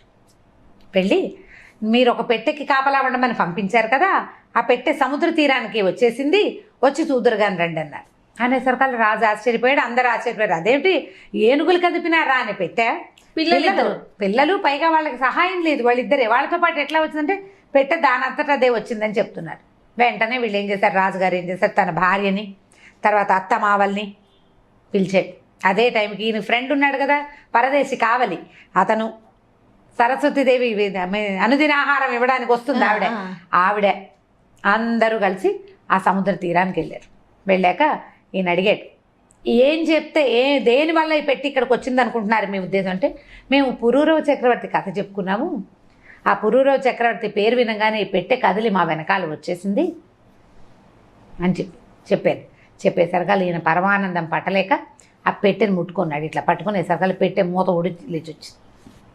ఆ పెట్టెలోంచి జయప్రదాదేవి దిగి బయటకు వచ్చింది. జనం అంతా ఆశ్చర్యపోయారు. ఆయన నవకోటి నారాయణ కాళ్ళ మీద పడ్డాడు, క్షమించమని, నన్ను క్షమించు, ఒక్క క్షణం నా బుద్ధి చెలించటం వల్ల ఇట్లాంటి పొరపాటు జరిగింది అనేసరికి రావటం ఏమిటి, ఆ సరస్వతీదేవి అక్కడి నుంచి శనేశ్వరుడు కూడా వచ్చాడు. వచ్చి ఈమె నీ భార్యే కాదు, ఈ కుమారులిద్దరూ నీ సంతానమే, వీళ్ళని ఒక పడుచు ఆవిడ గొల్లెత కాపాడింది, కొంత రాసవిద్యలు అవి నేర్పించింది, ఉపమహర్షి ఈమెకి ఉపదేశం చేశాడు, దానివల్ల నిన్ను చూశాడు, కాలు చేయలేకుండా నిన్ను చూసి వెళ్ళిన ఉపమహర్షి అక్కడికి వెళ్ళి పిల్లల్ని సరిచేశాడు, కాబట్టి నీ కథ సుఖాంతమైంది, నువ్వు ఇంతకాలం ఈ ధర్మపరాయణత్వాన్ని వదిలిపెట్టకపోవటం వల్లే ఇవాళకి నీ చరిత్ర ఇట్లా లోకోత్తరంగా అయిందని శనేశ్వరుడు సరస్వతీదేవి ఇద్దరు చెప్పారు. చూస్తున్న ప్రజలంతా ఆశ్చర్యపోయారు. జయప్రదాదేవి ప్రవేశించిన నాడు ఎలా ఉందో అలాగే ఉంది, ఏమీ మార్పు లేకుండా. ఈవిడేమో భర్తకి పాదాభివందనం చేసిన, పుష్పాంజలేమో అక్కగారికి పాదాభివందనం చేసింది. తర్వాత వెంటనే ఆయన తనకి శుచిముఖుడు ఉన్నాడు, ఈయన మంత్రి కూడా వచ్చేసాడు కదా, వీళ్ళంతా కలిసి తమ రాజ్యానికి వెళ్ళిపోయారు ఈ శనేశ్వరుని యొక్క ఆజ్ఞతోటి. వెళ్ళిన తర్వాత ఆ ఏ సామంతులైతే ఈయన రాజ్యం మీదకి వచ్చారో వాళ్ళంతా 56 మంది సామంతులు ఆయనకి కప్పాలు కట్టి ఆయన్నే చక్రవర్తిగా ఒప్పుకున్నారు. భార్య కుమారులతో చాలా అత్యద్భుతమైన జీవితం గడుపుతూ ఏం చేశాడంటే ఆయన జ్ఞాపకం వచ్చింది. సరస్వతీ నది ఒడ్డున తన వాళ్ళని రూపవంత గంధర్వులు వాళ్ళని గురించి ప్రార్థన చేస్తే ఒక అగ్ని పుట్టింది. అవును. ఆ అగ్నిని ఒక చోట దాచిపెట్టొచ్చాడు. అక్కడికి వెళ్ళాడు. వెళ్తే ఆ అగ్ని ప్రాంతంలో ఒక పెద్ద సెమీ వృక్షం మొలిచి ఉందట. ఎక్కడైతే ఈయన అగ్నిని స్థాపించాడో అక్కడ. ఆ తర్వాత ఆయన మళ్ళీ అక్కడ ఆ సెమీ వృక్షపు కొమ్మలతో ఇది చేస్తే ఒకదానికొకటి పుట్టి ఇది చేస్తే ఊర్వశి వచ్చిందట మళ్ళీ ఆయన కోసం. మళ్ళీ ఊర్వశి వచ్చాక ఇంకొక సంతానం కలిగింది. ఇంకో కుమారుడు కలిగాడు ఆయనకి. ఇంకో కుమారుడు కలిగాడు. తర్వాత ఈ భార్యలతోటి పుష్పాంజలి మరియు ఈవిడ ఉంది కదా జయప్రదాదేవితో హాయిగా సంతోషంగా గడిపి కొంతకాలం గడిపి ఊర్వశి వెళ్ళిపోయింది. పిల్లలకి రాజ్యాభిషేకం చేసేసాక తర్వాత వానప్రస్థాశ్రమాన్ని స్వీకరించి ఆ తర్వాత దేహత్యాగానంతరం ఆయన తన ప్రేయసి అయినటువంటి ఊర్వశి పరిష్వంగాన్ని మళ్ళీ పొందాడు. దేహత్యాగం తర్వాత ఆయన మరణించిన తర్వాత స్వర్గానికి కదా వెళ్తాడు. భార్యలు స్వర్గానికి వెళ్ళిపోయారు. ఈయన ఊర్వశి మళ్ళీ లభించింది ఆయనకి మరణానంతరం కూడా. శనేశ్వరుడు చెప్పాడట, ఇట్లా ఓపికగా ఉన్నవాడి కథ వింటే వాళ్ళకి శని బాధలు తక్కువగా ఉంటాయి. నీ కథ విన్న వాళ్ళకి చెప్పిన వాళ్ళకి కూడా శని బాధలు తక్కువ అని ఆనందించాడనమాట. అట్లా పురూరవ చక్రవర్తి కథ. చాలా బాగుంది. మేమంతా విన్నాము మీ నోటి ద్వారా. సో ఆయన అనుగ్రహం మా అందరికీ ఉండాలి. తప్పకుండా ఉంటుంది. రైట్ రమణ గారు, నమస్తే. నమస్తే జయ.